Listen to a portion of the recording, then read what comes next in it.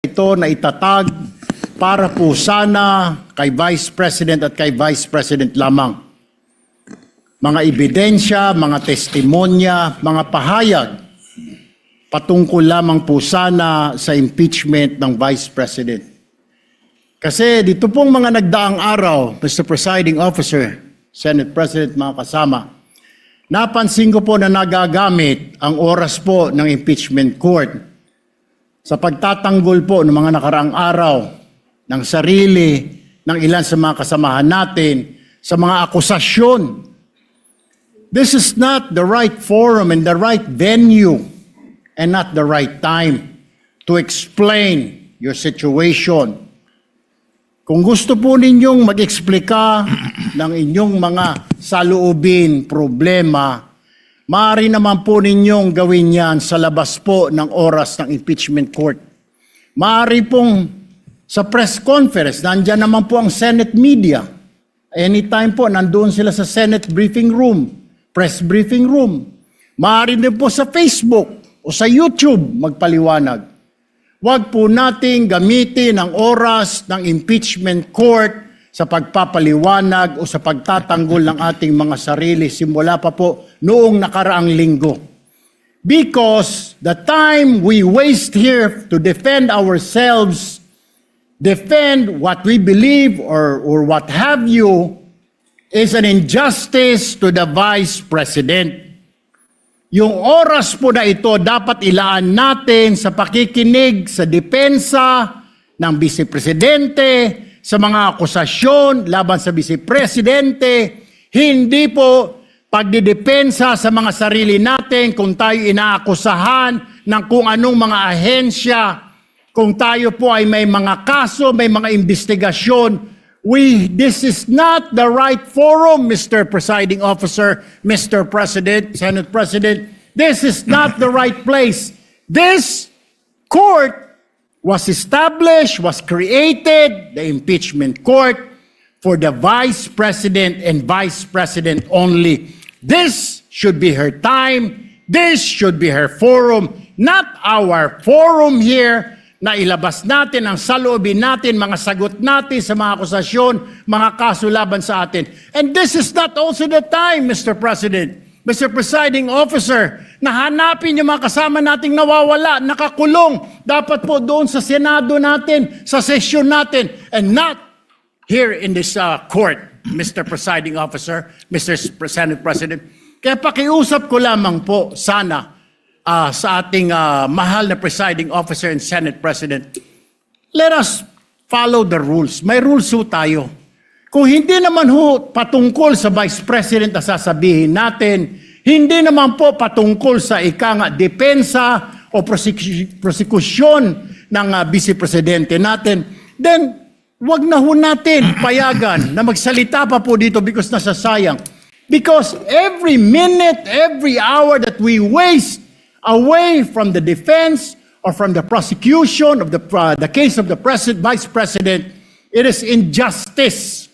It is called injustice to the Vice President, to her family, yung anguish, yung kanyang sama ng loob, yung oras na nakabinbin ang kaso na ito. Let us do this impeachment trial as quickly as possible. If we have to clear the Vice President, then let's clear her. If we have to prosecute, then prosecute her with the evidence kung meron. Not waste our time kung ano-ano sinasabi natin dito to protect ourselves, to defend ourselves. This is not the right forum, Mr. Presiding Officer. Kindly wind up, Mr. Senator Judge Erwin Tulfo. This is not the right forum for us to defend ourselves. Bring it somewhere else. Bring it to the press. Bring it to the social media, but not here. Thank you, Mr. President. The remarks of the gentleman are noted. Earlier, Senator Judge Allen asked to be recognized. Are you yielding in favor of Senator Judge Padilla? And thereafter, Senator Judge Soto, thereafter, Senator Judge Padilla, before the chair makes a ruling on the matter. Yes, Senator Judge Allen Cayetano is recognized. Thank you. I'm happy. You may proceed, sir. I'm happy I finally heard Senator Judge Erwin Tulfo is concerned about the justice or injustice to Vice President Sara. That's good news. Regarding the waste of time here, sabi ni Senator Joker Arroyo, it is useless to argue a legal point with a non-lawyer. When Senator Marcoleta brought that up here, nagkaroon ng commotion.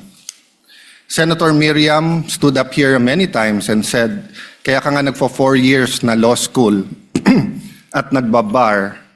So let me give my own interpretation. The impeachment court is formed with lawyers and non-lawyers. And we interact, and it's for everyone, and we're equal. But if there's an engineer here or a doctor, and they talk about medical principles, I have to either study and argue on medical principles. Hindi ko pwedeng sabihin, hindi, ganito lang yan, logic lang yan, etc. Diba? So, ang legal principle natin today is simple, integrity ng court.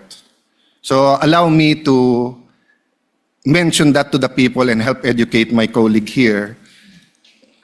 The integrity of the court and the justices or judges is always relevant. So if the Supreme Court or COMELEC, Court of Tax Appeals, Sandigan Bayan is being heard and the judges are being threatened, you give them time. So we cannot take the impeachment out of context. May nangyayaring flood control scandal, may nangyayaring gulo sa Team Unity na hindi na united ngayon. We consider Senator Marcoleta and Senator Jinggoy political prisoners, weaponized yung Blue Ribbon Committee at weaponized yung ano. So Mr. President, hindi tama na sabihin na I wasn't, after we brought up the problem with NBI, they doubled down, naggumawa pa ng task force. I mentioned 2 colleagues sa Salian, I didn't accuse them. Sabi ko lang, just like Vice President Sara, just because tumaas ang Salian, can we already ask for the BIR, for the AMLA and the bank accounts? So sabi ko, yan ang i-discuss namin sa Monday. Nag-react na, nag-accuse. I did not take up your accusations here today. Si Secretary Vince Dizon, 3 beses na nag-verify sa Taguig. Sinabi na 3 beses na walang ghost. Ngayon, i-verify ulit.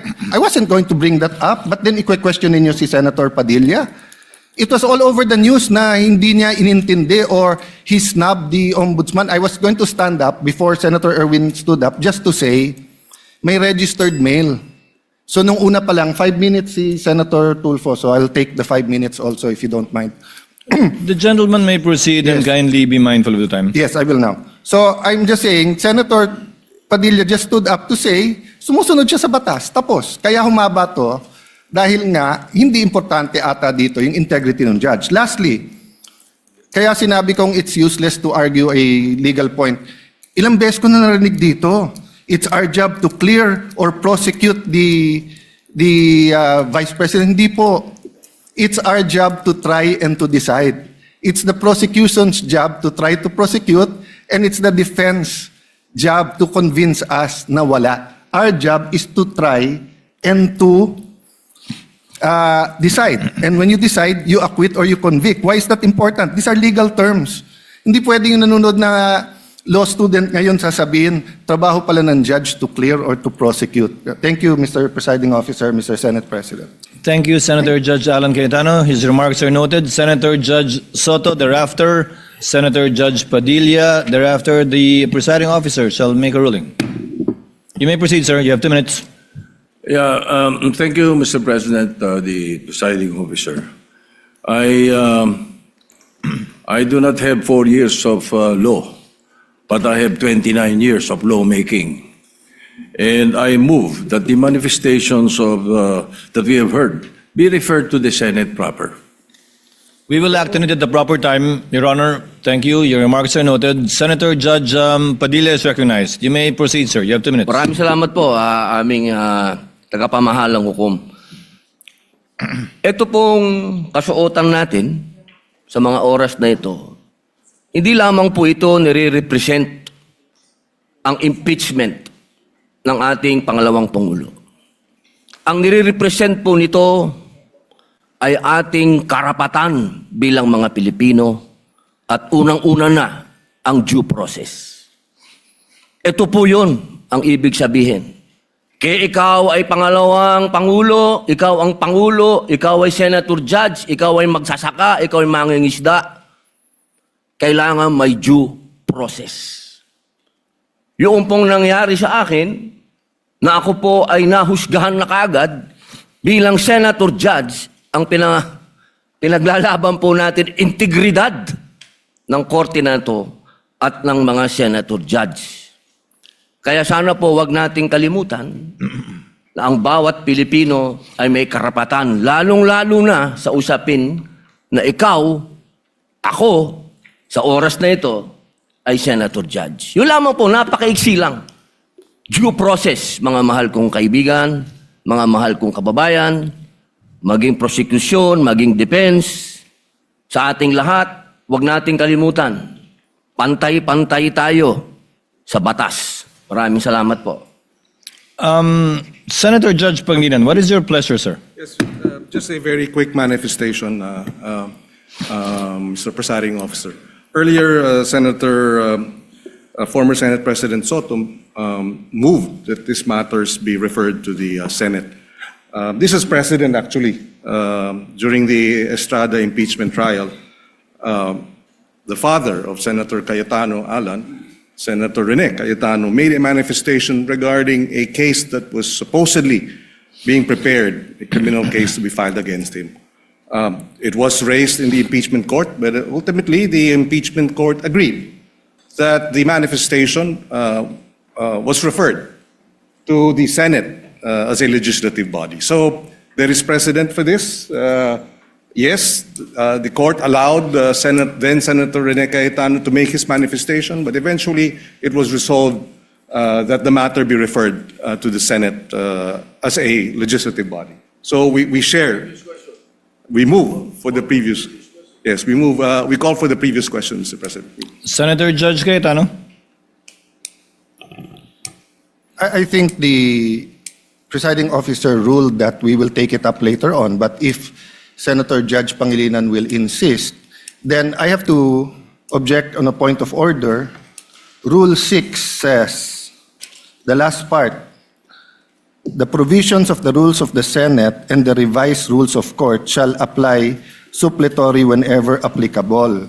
And in the rules of the Senate, whenever the senator feels threatened or anything happens, whether pinatayan ng aircon, whether may nakatutok na barel or sinaran ng pinto, he can rise on a point of personal and collective privilege. We didn't do that para umikli. Now, if we're going to argue today rather than ask them about due process with a simple manifestation from Senator Padilla na hindi totoong binabastos o binabaliwala ang ombudsman, registered mail lang kaya hindi pa nadagdag, so, hindi kami ang nagwe-waste ng time. We can have a caucus, we can talk about it. You want to debate that now? With the permission of Senator Judge Pangilinan, to abbreviate the proceedings, May I just, Mr. President, because I was alluded to, Mr. President. May I just very quickly, Mr. President, Rule 6 on... you may proceed, sir. Thank you, Mr. President. Rule 6 of our impeachment rules, Mr. President, which was quoted by Senator Cayetano as being suppletory. Mr. President, that refers to evidence, rulings on evidence in the impeachment trial. It does not refer to privileged speeches.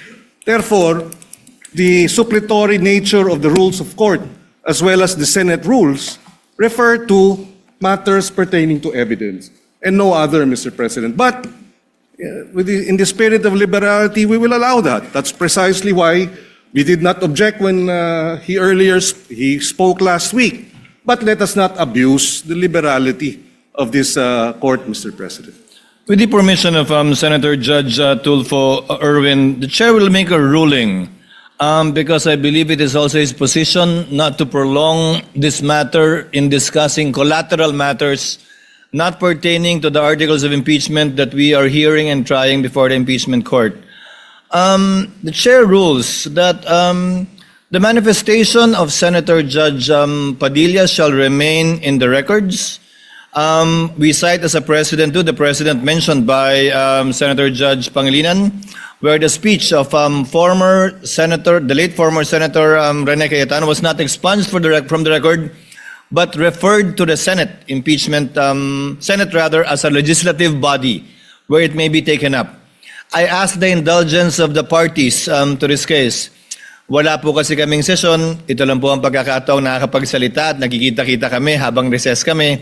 Pero umaasa ako, within hearing distance of my colleagues, na kapag ka nag-resume na po ang Senado sa susunod na linggo matapos ang sona ng Pangulo, may pagkakataon na po ang bawat miyembro ng Senado bilang senador, hindi bilang senator judge, na mailabas yung mga hinaing o anumang nais nilang sabihin kaugnay sa anumang nagaganap o nangyayaring hindi tama sa kanila o ginagawa laban sa kanila. And that, I think, is the proper forum for us to ventilate, discuss, look into, and if necessary, investigate the allegations and or accusations against senator judges in their capacity likewise as senators. So ordered. What is the pleasure of Senator Judge? I will just Cayetano? manifest, I correct myself, it was stamped, not registered mail. And since I agree with the ruling, I will not anymore argue the Thank you, other sir. rule that correlates with Rule 6. Thank you. Thank you, sir. Noted that it was stamped.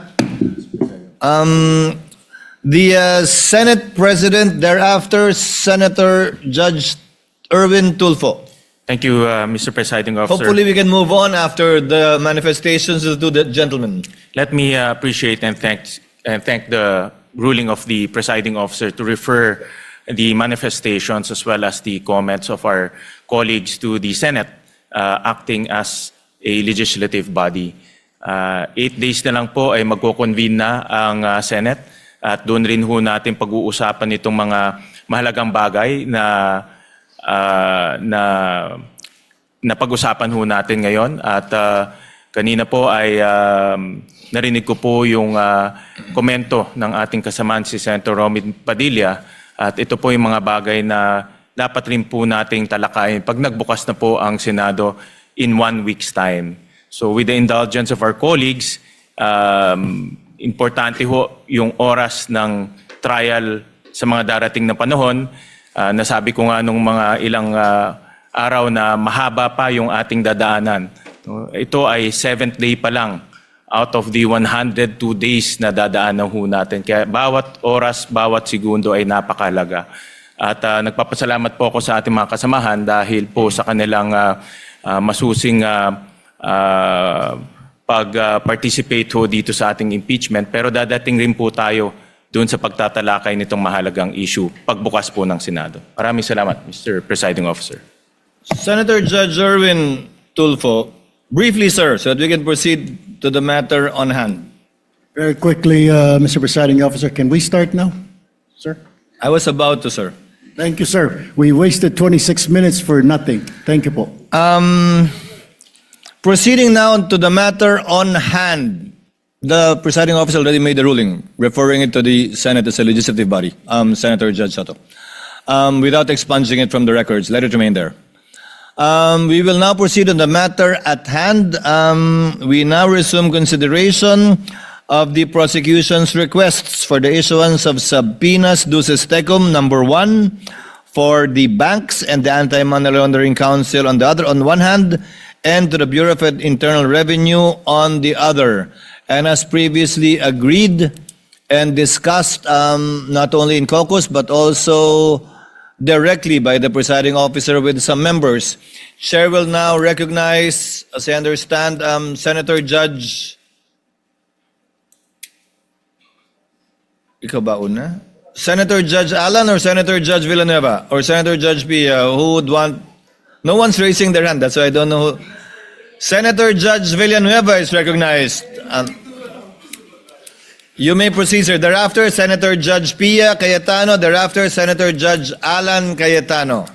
You may proceed, sir. Thank you, Mr. President. Thank you, Mr. Presiding Officer. As much as I am more than willing to give way to our dear colleagues. But Mr. President, before I make I inquire and pose some questions to the prosecution and the defense. May I also raise something, Mr. Presiding Officer? Gusto ko lang pong malinawan tungkol po dun sa procedural aspect, Ginoong Pangulo, dun sa motion na ito. Kasi sa regular courts, hindi naman po unusual na ang isa pong motion ay i-grant in part at i-deny in part. Depende po sa legal and factual basis ng bawat relief na hinihingi po, Ginoong Pangulo. So, pwede ko po bang malinawan lang, Mr. Presiding Officer, tama po bang sabihin ganun din yung kapangyarihan ng ating impeachment court? Maaari po ba na suriin ang bawat hinihinging sabina ng magkahiwalay at magpasya po batay sa legal at factual basis ng bawat isa sa halip po na tratuhin ang buong motion bilang isang all or nothing proposition? Tatratuhin ng hukumang ito bilang nag-iisang motion ang tag-isang motion na inihain ng prosecution. They only filed 2 motions, Senator Judge Villanueva, and the court will act on these 2 motions separately, regardless of the number of issues or sub-issues underneath each motion. The reason is simple. Because the court should be a passive body. By amending the motion into several parts and voting on it separately, we are essentially acting as if we were one of the parties. In voting for or against the grant of the motion, we should take into consideration all of the factors that may be raised for or against it. And it may be cited by the Senator Judge in explaining his vote or voting for or against it. Pangalawa po, bilang mga hukom, hindi tayo pwedeng masyadong aktibong makilahok sa paraan ng mga motion which is essentially a relief being asked for by a party sa pamamagitan ng paghahati ng mga motion na yan para pagbotohan ng hiwa-hiwalay. And there is precedent insofar as this position taken by the presiding officer is concerned. In the impeachment of the former Chief Justice, late former Chief Justice Corona, where then Senate President, presiding officer Enrile ruled that the ruling of the chair on motions are indivisible and may only be appealed in toto and not in part. Thank you, Mr. Presiding Officer. And it's clear to me now, despite the fact, Mr. Presiding Officer, Your Honors, that if there would come a time na, for example, sa isang sabina, may sinasabina na sa asawa o sa korporasyon o korporasyon na hindi naman relevant at material doon sa kaso, yun lang po, Ginoong Pangulo, ang ating nagiging reservation tungkol po dito. Ngunit naging malinaw po sa akin na magiging isang desisyon lamang doon sa dalawang motion na inihain. Tag-isang desisyon Tag-isa. kada motion, pero pwede, gaya ng nasabi ng kagagalang-galang na hukom, na senador, na pwedeng hindi ibigay yung lahat ng korteng ito. Pwedeng iba lamang, parte lamang, at hindi eksakto ng hiningi niya. Pero yun ang Pwede. pagpapasyan na bilang isang nag-iisang motion. Marami pong salamat. Naging mas malinaw po sa kinatawan na ito ang ruling ng ating presiding officer. May I start raising some questions, Mr. President, Mr. Presiding Officer, to the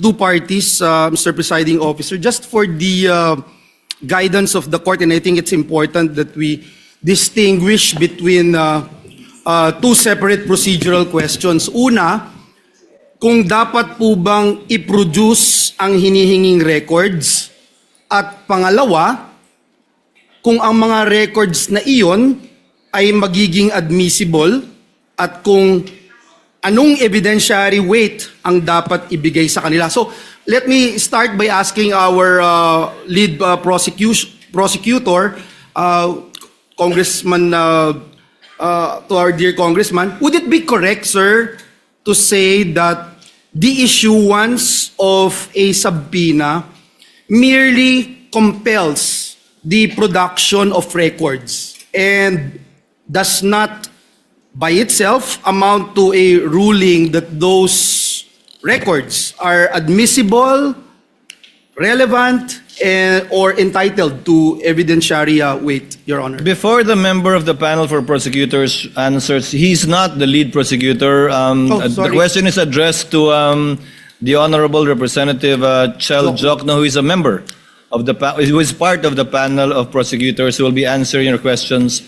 And for the record, too, on the part of the respondent, I think it's Attorney Poa Attorney Poa. who will be answering. That's correct. Thank Your you. So that we Sir don't need to President. identify each one each time anymore for the record. Thank you. The Honorable Jokno may respond to the question of Senator Judge Villanueva. You may proceed, sir, when you're ready.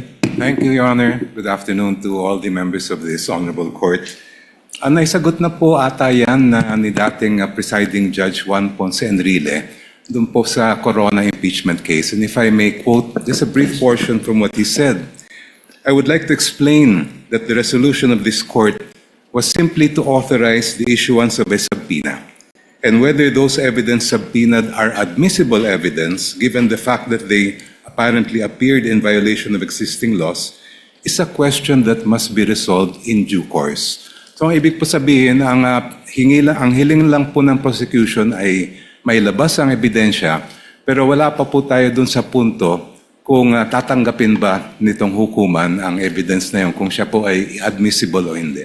Maraming salamat po sa inyong tugon, Representative Jokno. Kaya po, nilahad ko po yan nang sa ganoon, maitanong po natin ang defense panel if that distinction is correct, would the defense still maintain that the mere issuance of a subpoena is by itself already prejudicial to the respondent even before the court has ruled on admissibility or weight?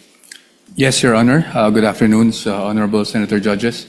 Yes, while we agree with the position of the prosecution na hindi pa naman pinag-uusapan ang admissibility sa puntong ito, what we are questioning is really yung subpoena mismo po. Dahil sa ating pananaw, ang isang subpoena, at hindi lang sa ating pananaw, but even under jurisprudence, meron pong requirements bago tayo makapag-issue ng subpoena para maging valid yung subpoena na yun. At yun po yung napag-usapan natin nung nakarang linggo na definiteness and relevance. Ngayon, yung twin requirements na yun para po sa pananaw ng depensa ay lacking in this case. And that is why we maintain our position as regards opposing itong request ng prosecution sa pag-issue ng subpoena. Well, at least malinaw po, ang pag-issue ng subpoena, not necessarily opening of records, una. Pangalawa, to be presented in court. At pangatlo, to be admitted as evidence by this court. Before I go dun sa requirements, let me ask the panel of prosecutors, si Representative Jokno, dun po sa pananaw ng depensa on alleged fishing expedition, just for the guidance of Senator Judges, this representation would like to clarify one procedural matter. We understand that the concern raised by the defense that the subpoena may be overly broad. And at the same time, we also recognize that the court has a duty naman to determine whether the records being sought are sufficiently relevant and material to the issues before us. So, Representative Jokno, maaari po ba ninyong ipaliwanag kung paano ninyo tiniyak na ang hinihinging mga records ay hindi po simpleng paghahanap lamang ng posibleng ebidensya o tinatawag na fishing expedition, kundi ito po ay mga partikular na dokumento na sa tingin po ninyo ay meron pong malinaw at direktang kaugnayan dito po sa mga articles of impeachment. Thank you, Your Honor. Ang hinihiling po namin sa mga subpoena ay kaugnay sa Article 2, which involves charges of unexplained wealth.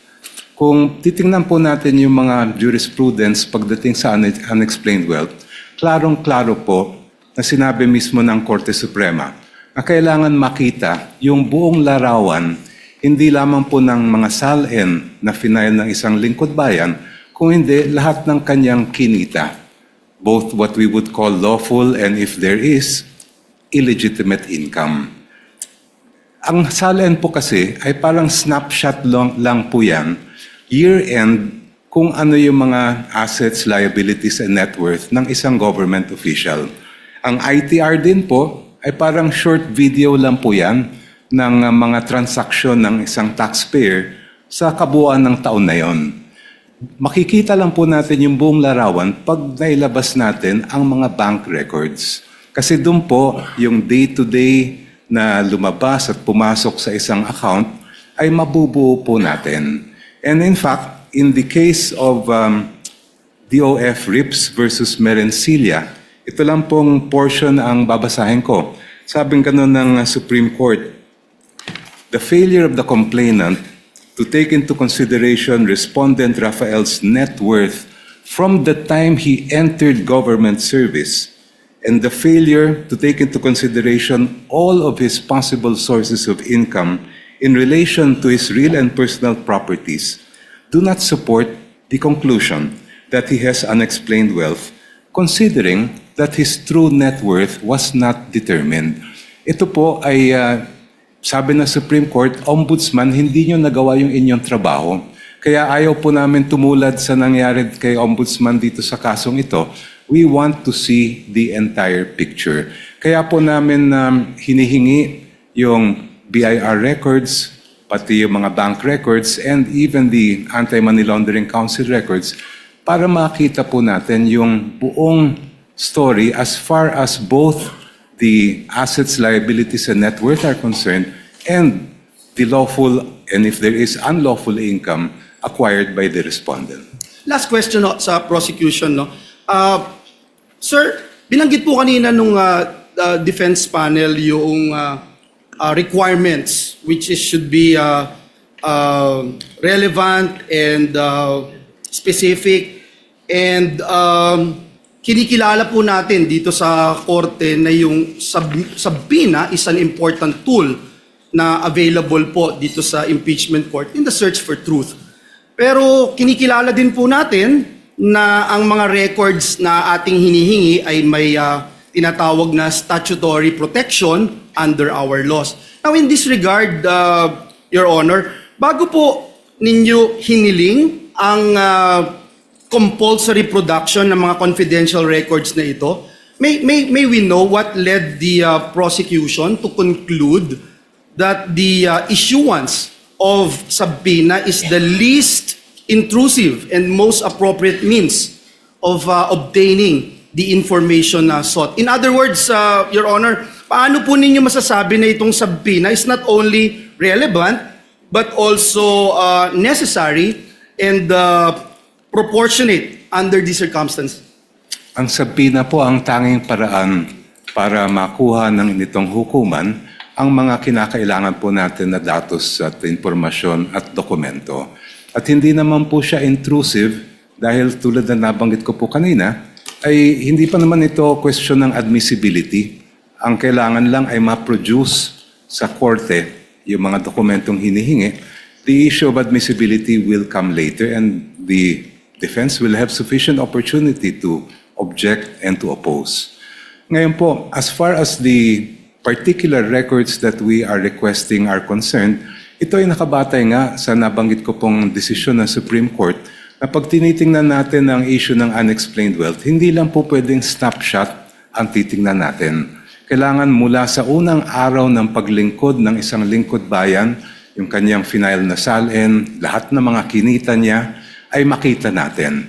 And that will be shown both by the bank records that we are requesting to be produced as well as the BIR and tax records that we are requesting.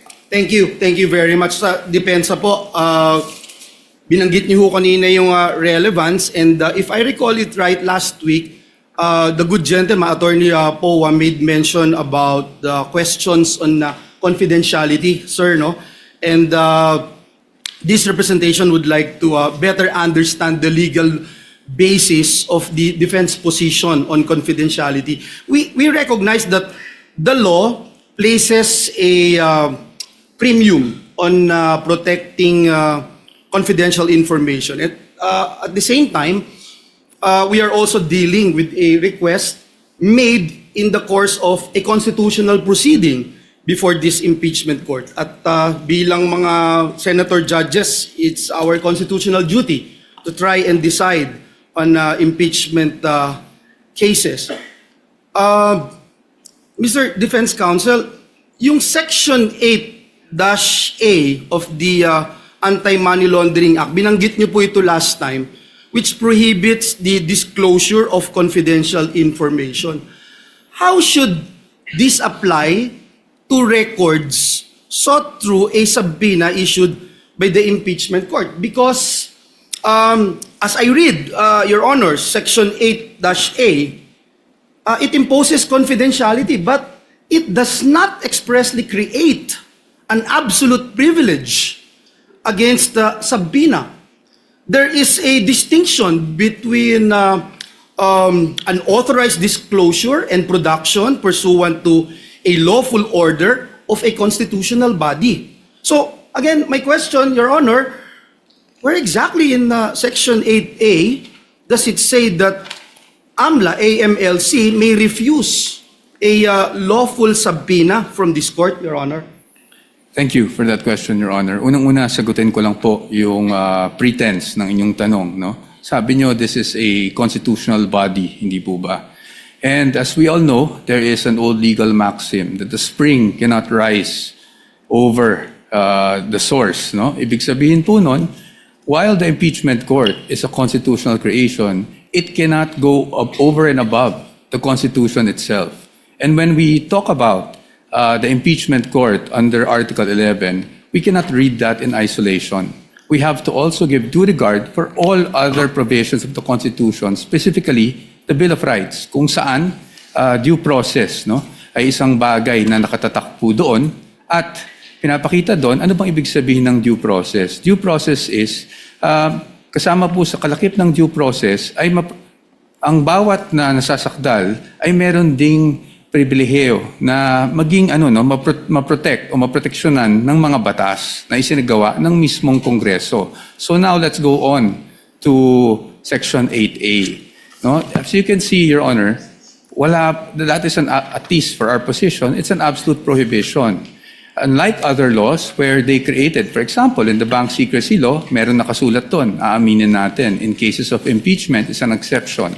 Pagdating po dyan, wala po ni isang exception. It could have been easy, especially since this is a 2021 amendment. No? It could have been easy for Congress to have cited impeachment as an exception if it did actually wish to do so. But it did not, Your Honor. And it is our position that if we were to compel and issue a subpoena against these AMLAC records, we're actually compelling the officials to violate this very section of the law. And that is why we are saying na pagdating sa 8A, absolute po yan. It does not say that there's any exception if any court processes are actually issued to compel the production of these documents. Precisely because ang nasa loob po kasi ng mga records ng AMLAC are intelligence. No? And that's why it's confidential. And once AMLAC determines that they find out that certain transactions are subject to money laundering or should be actually filed in court, the end result is the complaint itself and not the raw data. And that is why, Your Honors, as to the raw data or the information that they receive, yan po ay strictly confidential under 8A. Thank you for that. Again, I would like to put on record that I was trying to look at that particular section 8A, and I don't see anything that says this court would not have any prerogative as to whether or not we can subpoena bank records. But let me move forward. Perhaps this could be my last question, Your Honor, Mr. Presiding Officer. The Constitution recognizes two equally important principles: confidentiality on one hand, and the freedom of information, which promotes transparency and public accountability on the other. So, Attorney Powa, gusto ko lang pong malinawan for the benefit of this representation and our dear colleagues here, being senator judges, may legal distinction po ba between disclosure of information to the general public and the limited production of records solely to this impeachment court in the exercise of its constitutional function? Because we understand that the principle of freedom of information is rooted in transparency and public accountability, especially po when the conduct of a public officer is under constitutional scrutiny. Now, if confidentiality is the concern, would you agree, Attorney Powa, that this impeachment court can impose safeguards on the use and disclosure of the records? Kung maaari naman po na magpatupad ang impeachment court ng sapat po na safeguards upang mapanatili ang confidentiality ng mga records, bakit po dapat maging hadlang ang confidentiality sa isang impeachment court upang suriin ang mga impormasyon na maaari nga pong may kinalaman sa mga isyung nararapat nitong resolbahin bilang isang impeachment court? Para sa atin po, no, kung ano man pong hakbang ang pwede o hindi pwedeng gawin ng isang impeachment court tulad ng nasa harap natin na ngayon, it must be confined to the limits imposed by the Constitution and the laws. No? So kahit sabihin po natin, we are not against transparency. I just want to make that clear, Your Honors. We are not against accountability. But again, as I've mentioned last week, hindi naman porket po that we are all looking for accountability ay transparency, ay isasantabi na lang po natin kung ano ang mga karapatan, hindi lang para sa impeachable officer, pero para kahit sinong Pilipino na nakasaad sa batas, including absolute confidentiality in terms of AMLAC reports, which we are pointing to.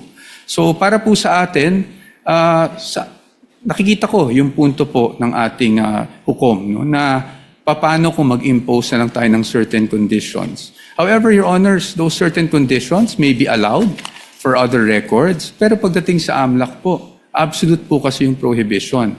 And if we were to amend or at least suspend the provision of 8A, then it is as if this honorable court is actually doing some sort of judicial legislation, no? Because we are technically suspending this law for a specific person na hindi natin pwedeng gawin sa iba. That is why, ang sa akin lang po, ang sa amin, sa punto ng depensa, is paano po yun?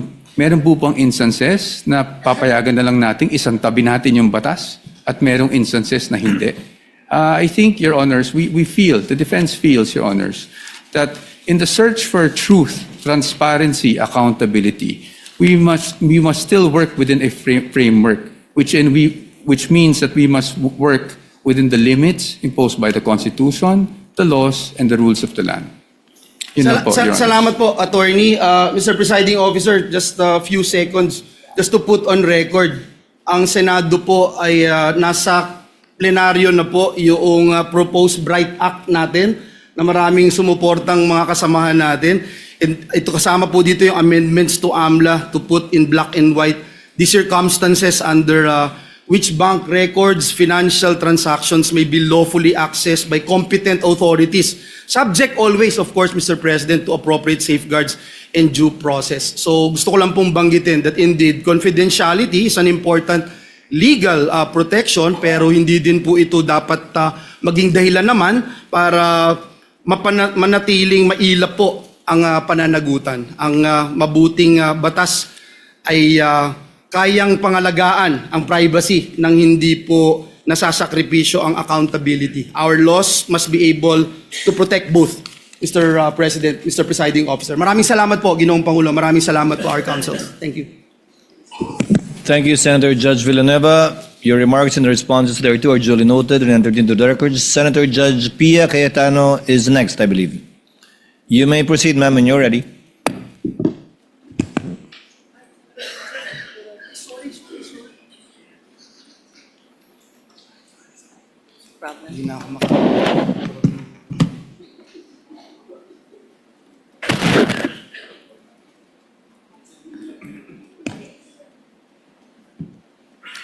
I'm ready to proceed, Mr. Presiding Officer.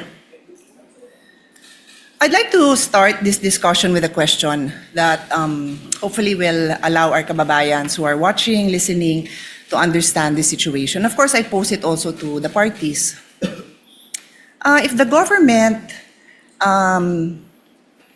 had in mind that there's a business, and of course, a particular businessman or businesswoman who is violating a lot of laws pertaining to the operation of their business, be it customs law, BIR, regulations, can they just proceed and pwede ba silang basta na lang mag-request ng dokumento o mag-file ng kaso na requiring the businessman and the corporation to produce those documents?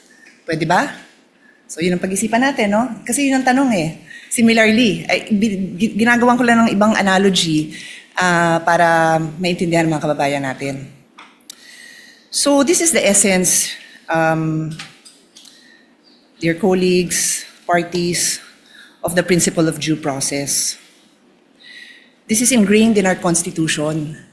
Totoo po na may karapatan ang gobyerno at obligasyon ng gobyernong patakbuhin ng maayos ang gobyerno, but it is always with due respect to the rights of every individual Filipino. That is the right to life, liberty, and property. So bago mo sagasaan yung right to life, liberty, and property, siguraduhin mo lang na may basehan ka. Yun lang naman ang sabi. So of course, ako, gusto ko talaga na maayos ang patakbo ng gobyerno para if somebody's life is also in danger, then government has to step up and prevent somebody's liberty. Kasi nga, sinasagasaan niya yung life and liberty ng ibang tao. So it's a balance, no? I think we can all agree it's a balance. So I want to go straight into a landmark case and I will ask both parties for their legal opinions on it kasi it is a legal proceeding. Pero gawin nyo lang simple para hindi masyado complicated para sa mga nakikinig sa atin. So in the landmark case of Stonehill versus Diokno, 1967 pa po to, karamihan ng mga lawyers hindi pa pinapanganak. The importance of due process was highlighted and the Supreme Court discussed 2 points. General warrants are void. Sabi ng Supreme Court, a warrant must be issued on probable cause for one specific offense and must particularly describe the thing being seized. So kailangan particular ang description dun sa warrant. Warrants that leave it to the discretion of the officers serving them to decide what to seize or general warrants are outlawed by the Constitution because they place the sanctity of the home and privacy at the mercy of prosecutors. So sinabi dito na kailangan specific. Take note warrant ito ha. So pina naman ang pinag-uusapan natin. Alam ko po yun. Pero I'm pointing it out kasi ang magiging tanong ko later on is kung relevant ito sa kaso. Okay? The other principle that was established in Stonehill versus Diokno was the exclusionary rule. Evidence obtained through an unconstitutional search is inadmissible for any purpose in any proceeding. Ito po yung tinatawag na the fruit of the poison tree. Pag nakuha mo yung information dun sa bawal na paraan, kung ano yung information mo, bawal ipakita yon. And this is where I need to get guidance from the presiding officer. If I'm allowed, I don't have to name names, to share the discussion that we had in caucus para lang mabanggit ko na ito yung mga provisions of law na napag-usapan. Am I allowed to do that? Would you like me to approach you? Please let me know because I will abide. Basically, because ang nangyari is we had our own discussion and I want to mention the provisions of law that we discussed. I don't have to mention names. The lady may proceed. Okay, thank you. So, tungkol dito sa exclusionary rule, ulitin ko, fruits of the poison tree, dun nga sa aming very open discussion, and I thank many of our colleagues who were I think we engaged in a fruitful discussion for some, not for all. I think yung iba talagang gustong makipag-debate at di-debate kasi gusto ko rin matuto, no? I think all of you will attest na I also wanted to learn from all of you kung anong perceptions nyo sa batas, kung ano din yung sinasabi ng mga abogado nyo. So dun sa fruits of the poison tree, sabi ko, kung yung pinanggalingan ng mga dokumento bawal na kunin ng basta-basta, then paano mo gagamitin? And meron kasing observation na lumabas na kasi yung documents na yon sa House. So nakita na ng publiko sa House. So sabi ko, pero if I will look at, and this is where I will pose the question to all of you, no? Medyo layered so pasensya na sa medyo complicated. Yung isang concern ng defense na nabasa ko is that hindi nag-allege ng ultimate facts. Hindi klaro kung ano yung naging kasalanan at hindi na-identify ng maayos itong facts na to that lead to a conclusion of law. So, wala daw yun. Later on, I will ask both parties again to also clarify that.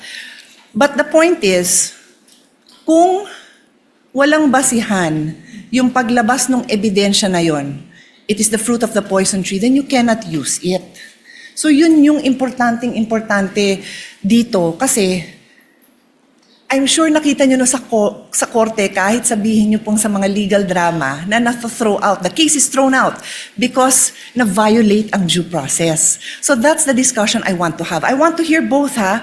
Wala akong kinikilingan dito. I'm just explaining na yun yung argument ng defense na walang due process, kulang, at why prosecution would you say na nasusunod yung due process. And before I give the floor to the parties, yung sinabi kong kaso na Stonehill versus Diokno, very interestingly, involves the esteemed father of our colleague, Congressman Prosecutor Chel Diokno.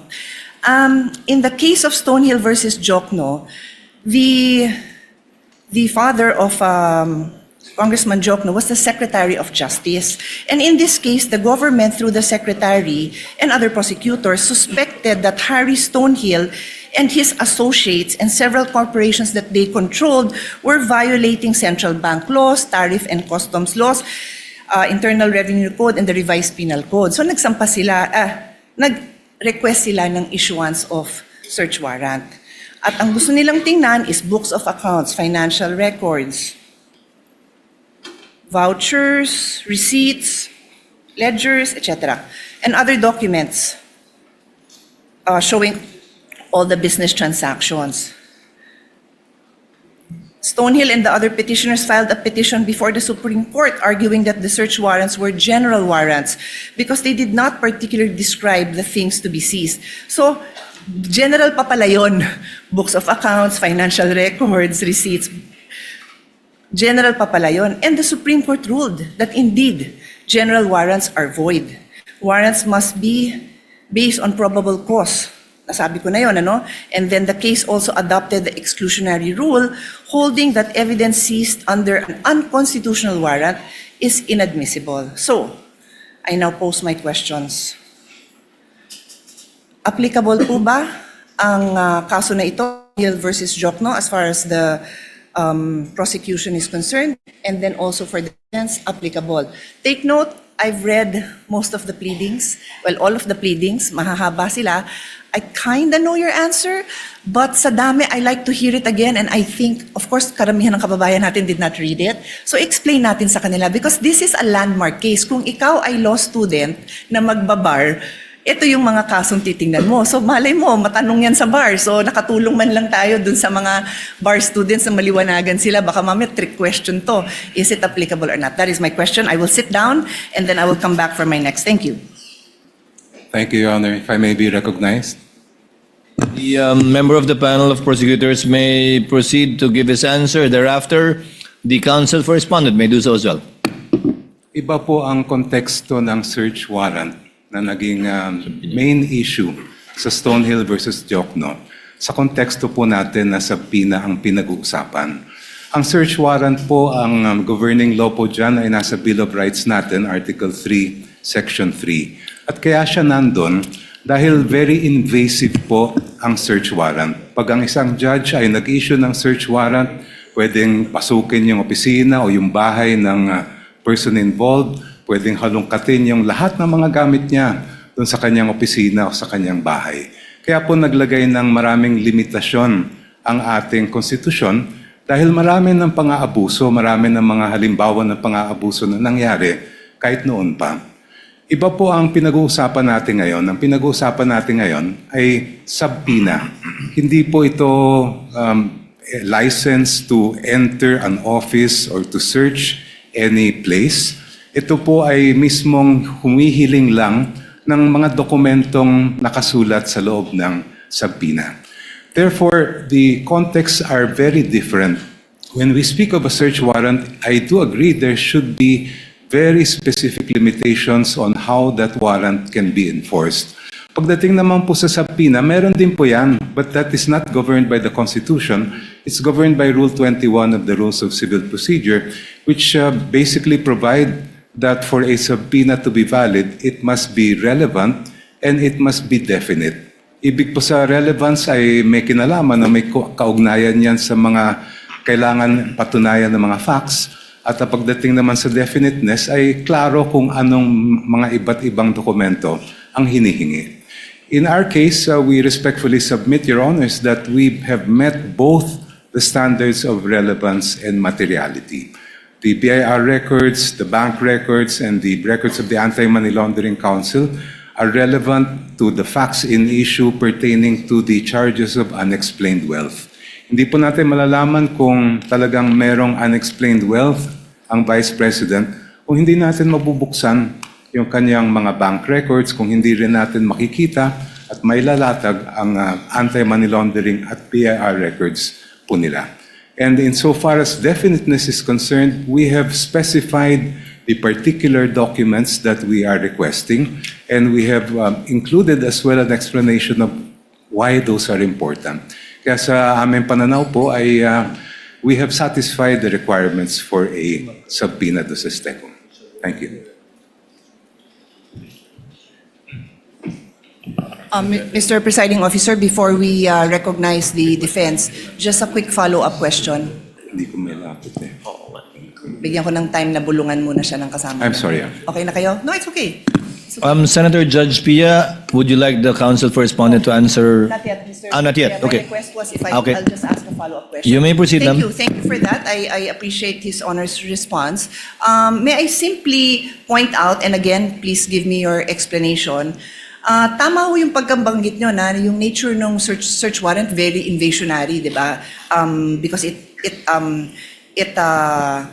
requires that pasukin yung bahay, halughugin yung gamit. Pero hindi kaya invasive din yung paghalughog ng records? Is that not extremely parallel? I mean, is it not very similar in the sense that what is being questioned now are the very essence of somebody's savings, earnings? So, which we have to agree. I think there's no doubt that that is protected, but in fact, His Honor is saying that it would fall under the police power. So, imbis na papasukin mo sa bahay na nandun yung mga dokumento, you will do the same by asking these agencies, whether it is the BIR, the banks, or AMLA, to now reveal these documents. So that's my question. Is it in the prosecution's, is it the point of view of the prosecution na iba yun? Hindi ba invasive yun? Kayo gumamit ng word na invasionary, no, but I'll use invasive, I think. Yeah. Anyway, please answer, and then we'll give the floor to the defense, Mr. Presiding Officer. Counsel for the panel for prosecutors may Thank you, Your answer as he pleases. Yung pong search warrant, kung ano man ang makuhang ebidensya doon, ay direktang binibigay po yun sa court, and that is now considered as evidence by the court that issued the search warrant. Iba po ang subpoena, dahil pag naglabas ang isang hukuman ng subpoena, itong mga records ay hindi po siya considered yet as evidence. Yan po ay ipoproduce lang, dadalhin lang po sa korte, and now it is up to the parties, and I refer to both parties, to decide which of those documents may be relevant in terms of the evidence that they are need to present.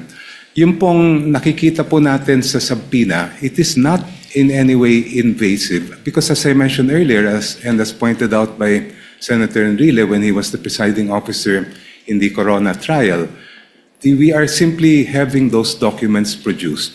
The admissibility of those documents will only be determined after, if offered by the parties.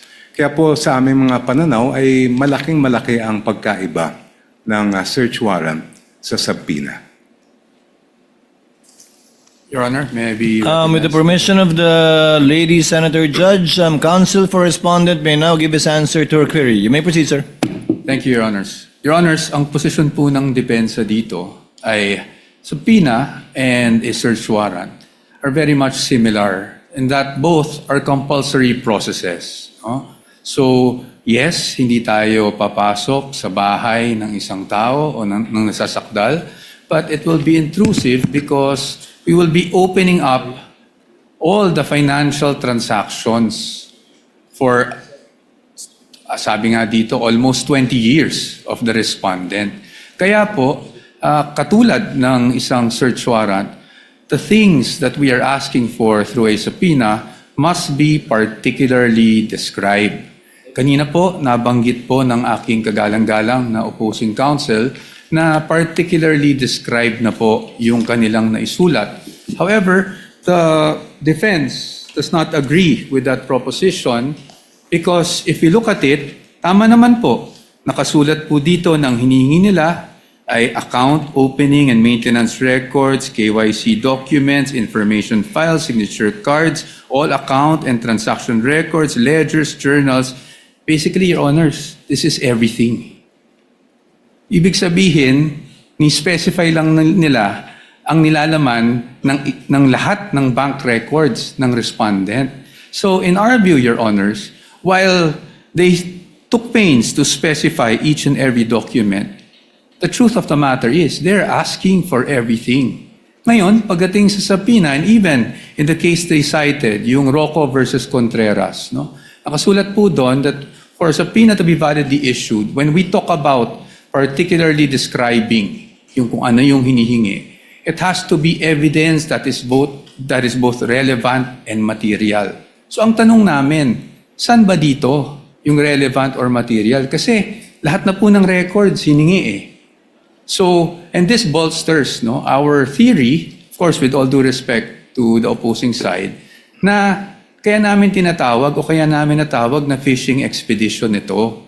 Kasi lahat na ng records hiningi, pero hindi naman matukoy which would actually be relevant, which would actually be evidentiary to the accusations they have made under the articles of impeachment.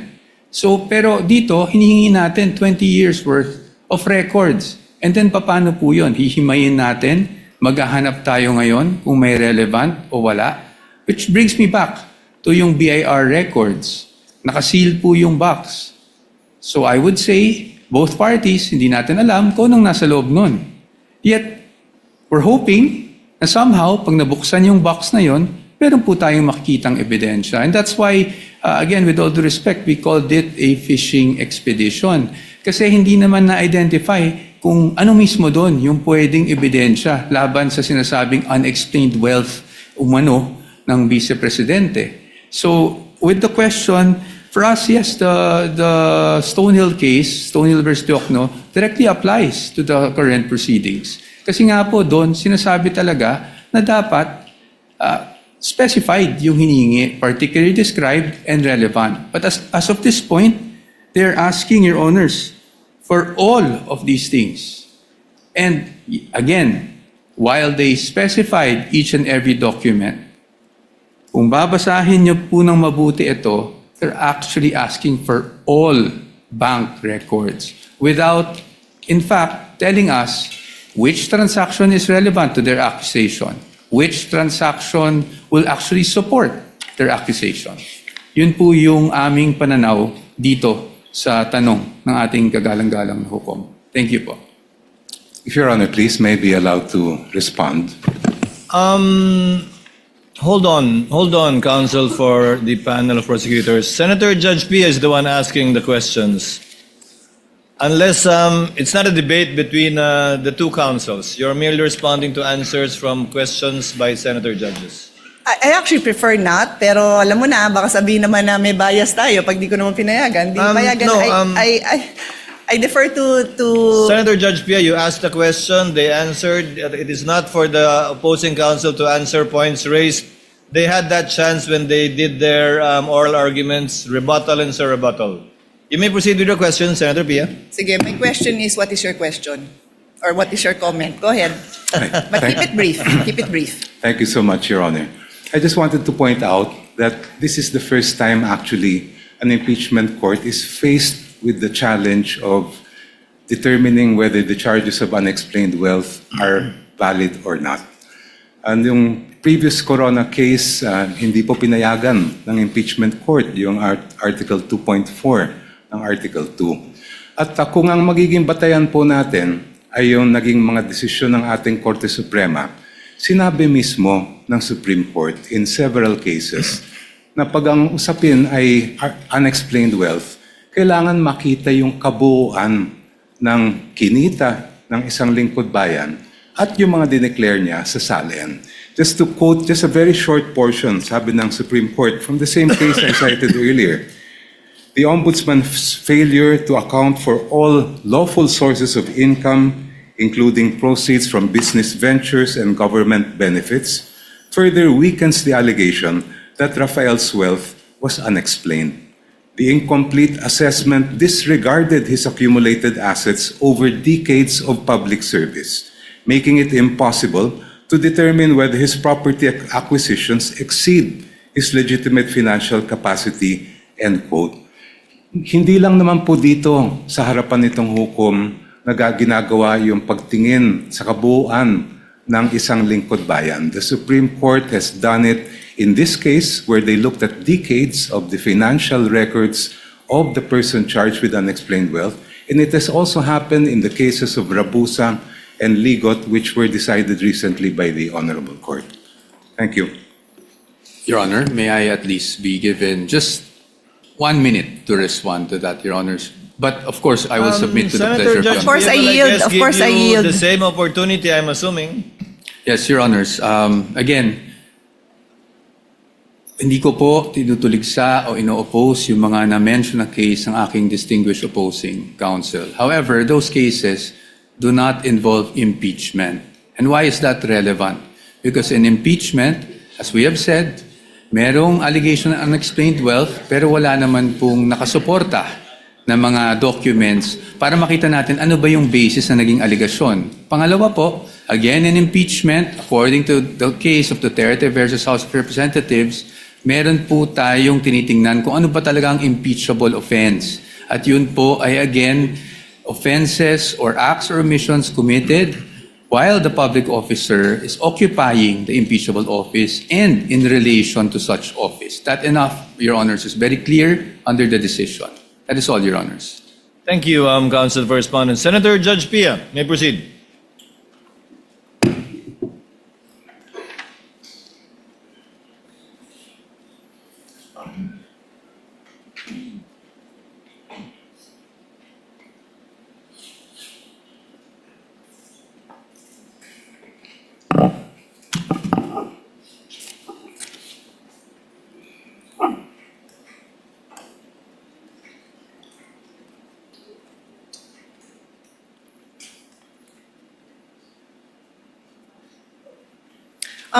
Mr. President, Mr. Presiding Officer, I'll go to my next point, but it will kind of overlap with this point as well, so bear with me.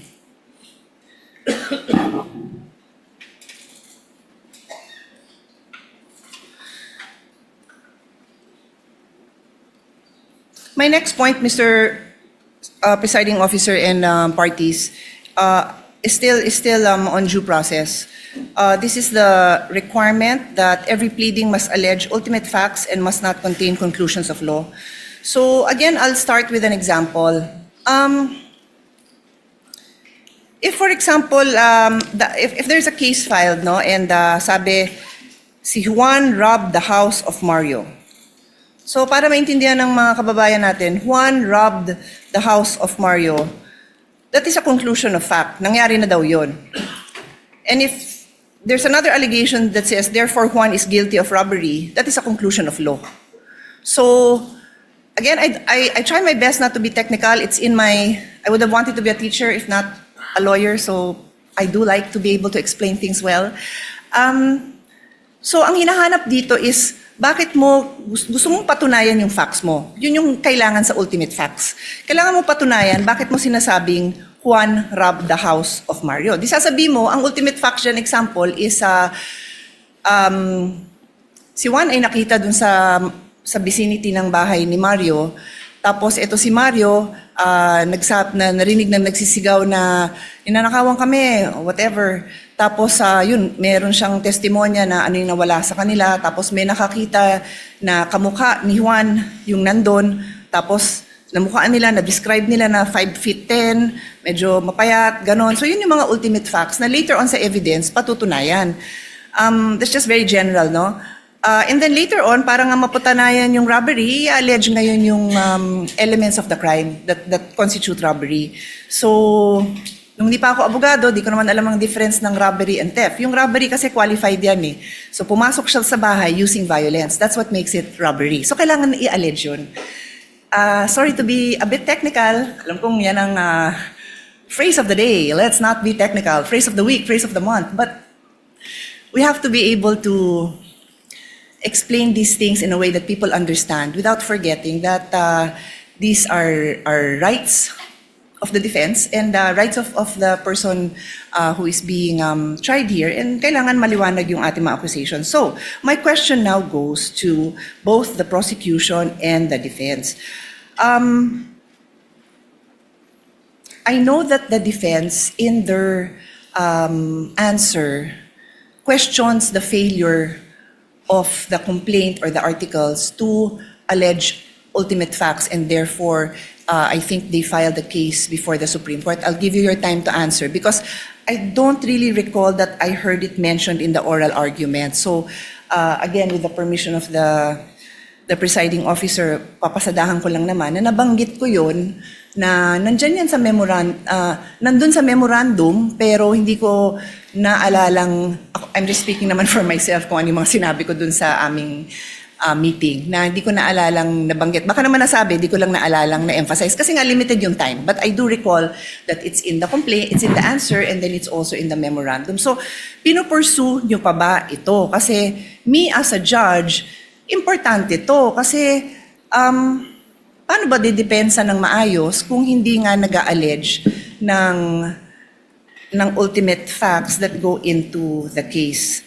And then, for the prosecution naman, may I ask you kung saan because bawal ho na tanungin ko for you to state your case. I cannot do that, no?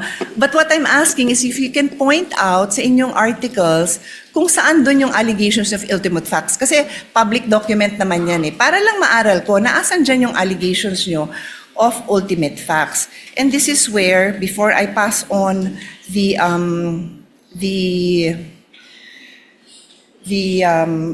floor to the parties to answer, I want to go into the principle of fishing expedition.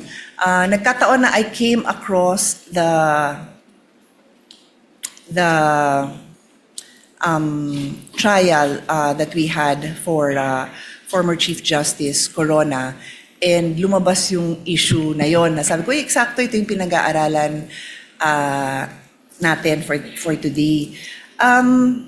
Yung fishing expedition, and no less than the defense had to explain it in Filipino kasi sabi, baka hindi alam yung ibig sabihin ng fishing expedition, pangingisda ba daw yun? Parang hindi naman daw yun yung translation, no? Pero ito yung naghahagilap ka ng ebidensya kasi wala kang ebidensya. So I'll go back to a case and sama nyo to sa response nyo. Doon po sa kasong Afluencia versus Metrobank in 2014, humingi dito ang petitioner ng motion for issuance of subpoena ducis tecum ad testificandum at sinabing padala daw ng documents relative to their loan to Metrobank, as well as those covering extrajudicial foreclosure. Sabi ng Supreme Court, this is tantamount to building their whole case from the evidence of their opponent. Bawal daw yun. Hindi daw pwede na yung kaso mo, nakabase lang dun sa, sasabihin mo dun sa kabila, labas mo nga lahat ng meron ka dyan. No, your case has to be built. Yung evidence mo has to be there. So I will also ask both parties, is that jurisprudence relevant to this case for the prosecution and then also for the defense? And then let us also include a discussion on why this is or is not a fishing expedition. Yun nga, napaka-importante po kasi ito dahil it is ingrained in a complaint na yung allegations mo ng ultimate facts, mapoprove mo ngayon yon with the evidence. Hindi pwede na wala kang ebidensya, hihingin mo lang ng hihingin by way of subpoena. Clear po yun sa batas. Kaya nga gusto kong ipaliwanag nyo sa akin, educate me why this applies, why this is not a fishing expedition, why the case I cited does not apply, because I assume that's the position of the prosecution. And then for the defense, ano naman po yung position nyo? Salamat. The counsel for respondent will give his answer first with respect to the question of Senator Judge Pia on ultimate facts as well as on fishing expedition. Thereafter, counsel for the panel of prosecutors. You may proceed, sir, when you're ready. Thank you, Your Honor. Pagdating po, simula pa lang doon sa Committee on Justice when the impeachment complaints were filed. Because the allegation, and I'll stick just with this, I believe, Article 2. Pagdating po kasi doon, there was an allegation of unexplained wealth. Pero wala pong nakasulat kung saan nila nakuha, ano yung basehan ng unexplained wealth na yon. Ano yung act na ginawa ng Vice Presidente, kailan yon ginawa, at so sa amin, para masabi nilang nagkaroon ng unexplained wealth. Ang basic, if I may remember, was really just the fact na yung SALN niya ay lumaki from 2007 to 2025, which sa aming palagay does not show any factual allegation whatsoever, except for the fact that it grew bigger over a span of 20 years. Pangalawa, wala rin pong naka-attach, which I mentioned in the oral arguments last week, na kahit anong ebidensya or kahit supporting document man lang, huwag na nating tawaging ebidensya, supporting document that will support any allegation whatsoever of unexplained wealth. And that is why, nabanggit ko rin, na after the allegations were made, and this is even more significant, after the respondent had filed her answer, na tinawag pa nga nilang non-answer, doon lang po naghanap ng mga ebidensya na sakaling makasuporta doon sa aligasyon na iyon. That's very important for us because we had already filed our answer before AMLAC documents were suddenly produced with the issuance of subpoenas, before the BIR box were concerned, that we are concerning ourselves with was presented before the Committee on Justice. Nasa panahon na yun, tapos na po kami sumagot. In fact, when they were saying that it was a non-answer, to be very candid with everyone, we wanted to say because it was a non-complaint. Kasi walang ultimate facts na naka-allege for us to even answer. Now, before this honorable court, I do recall that in our answer, we also took pains to discuss the lack of ultimate facts and also what we feel were violations of due process before the Committee on Justice, or at least with the proceedings that were conducted before the Committee on Justice. And that is also why we have a pending motion for exclusion na ikinalakip namin dun sa answer precisely because we were objecting to the fact that these pieces of evidence were produced after we had already filed our answer. Now, on the fishing expedition, I think on the fishing expedition, Your Honors, our main point is this. Even if we read the twin requests for subpoenas, ulit-ulit po, nakasulat po doon, because this may show context, because this may show, prove something. At para sa atin, this only shows, and at least, again, on the part of the defense, this is somewhat already an admission na hindi pa nga nila alam kung ano mismo doon sa mga hinihingi nila ang pwedeng sumuporta sa mga aligasyon na unexplained wealth. And that's why, if you read the entire request, it uses the word may several times, and it even says in one paragraph, I think it's 3.24, but I might be mistaken, that at least with the request for, with their memorandum rather, in their memorandum, nakasulat po doon that this does not assume wrongdoing. But they want those documents nonetheless to see if something there will actually help support their allegations. That is why we are calling it a fishing expedition. Dahil in Tagalog, para po maintindihan, sa aming pananaw, sa dami ng hinihing dokumento, para po itong nagtatapon po tayo sa dagat ng isang napakalaking lambat at umaasa tayo na kahit papano may mabingwit kahit isang pirasong ebidensya. Maraming salamat po. Counsel for the panel of prosecutors, the Honorable Jokno. Thank you, Your Honors. The question propounded to this representation first is, what are the ultimate facts alleged in the articles of impeachment? Yun po ay nakasaad sa page 7 of the articles. And if I may be allowed to just read them briefly. You may do so, Counsel. Thank you, Your Honor. Respondent Vice President Sara Z. Duterte committed culpable violation of the Constitution and betrayed the public trust when she, A, amassed unexplained wealth manifestly disproportionate to her lawful income and earnings during her incumbency as a public official. B, failed to fully and truthfully disclose all her and her spouse's assets, liabilities, and net worth in her statement of assets, liabilities, and net worth, including in her salents for the years 2022, 2023, and 2024. And C, failed to divest and instead willfully continued all her business interests during her tenure as Vice President for the years 2022, 2023, 2024, and 2025. Please allow me to briefly explain why these are ultimate facts.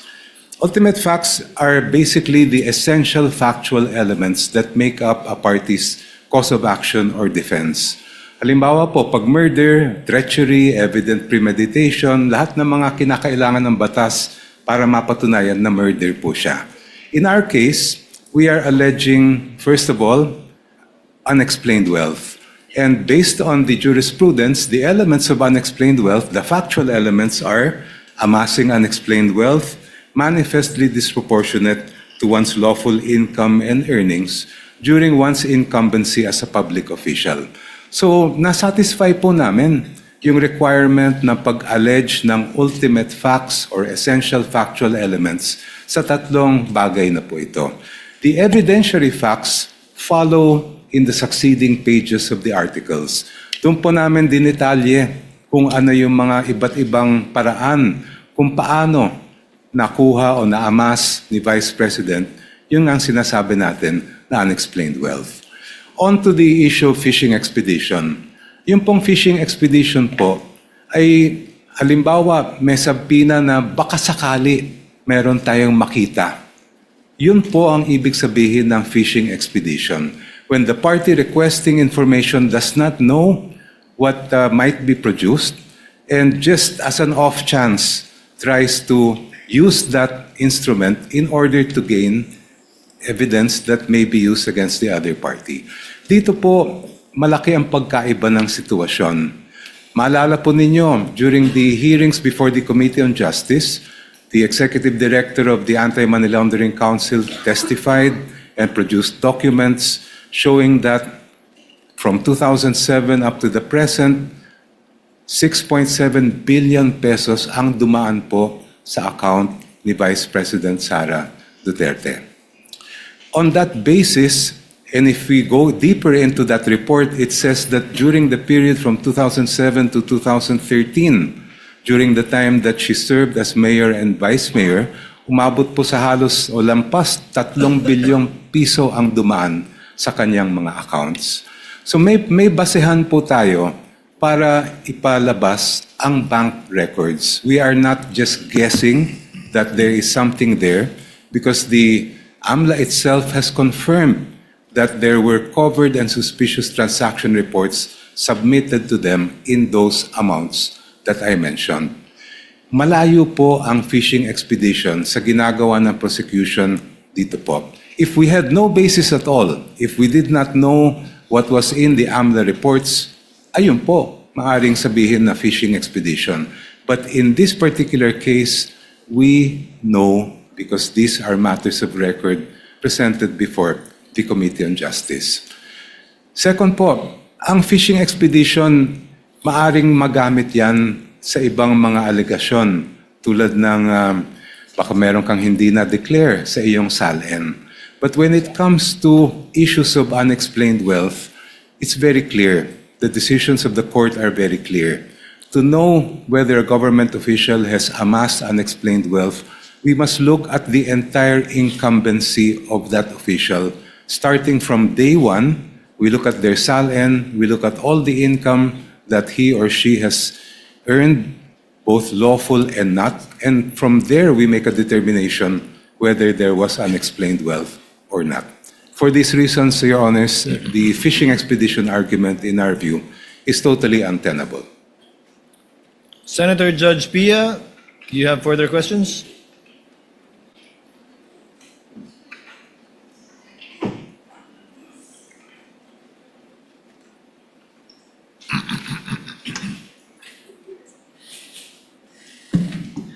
It's actually just a follow-up to what the prosecution, how the prosecution responded.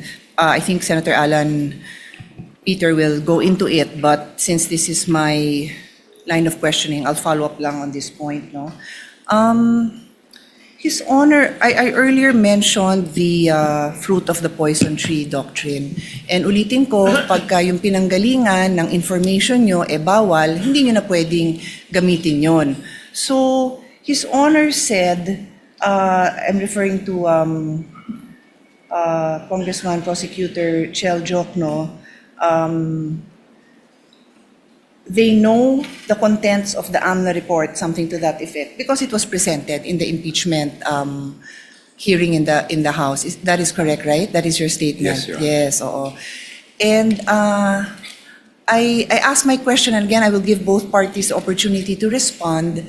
Ano yung basihan na i-reveal ng AMLC and their representatives sa inyo in the impeachment hearing in the House? Because ang nakasaad sa law, I don't even want to use my understanding of the law because it's what is read in the law, and I won't take up the time of this court na isa-isahin ko yun, pero nakasulat doon na confidential ito.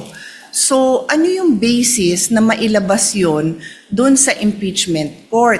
Because, and since the presiding officer has given me the permission to share in general the discussion in our caucus last week, isa dun sa napag-usapan namin precisely was yung information na lumabas doon. Kung yan ay walang basihan na ilabas, walang legal basis na ilabas yung information, hindi yan pwedeng idugtong dun sa mga allegations na meron kayo. So that's my question.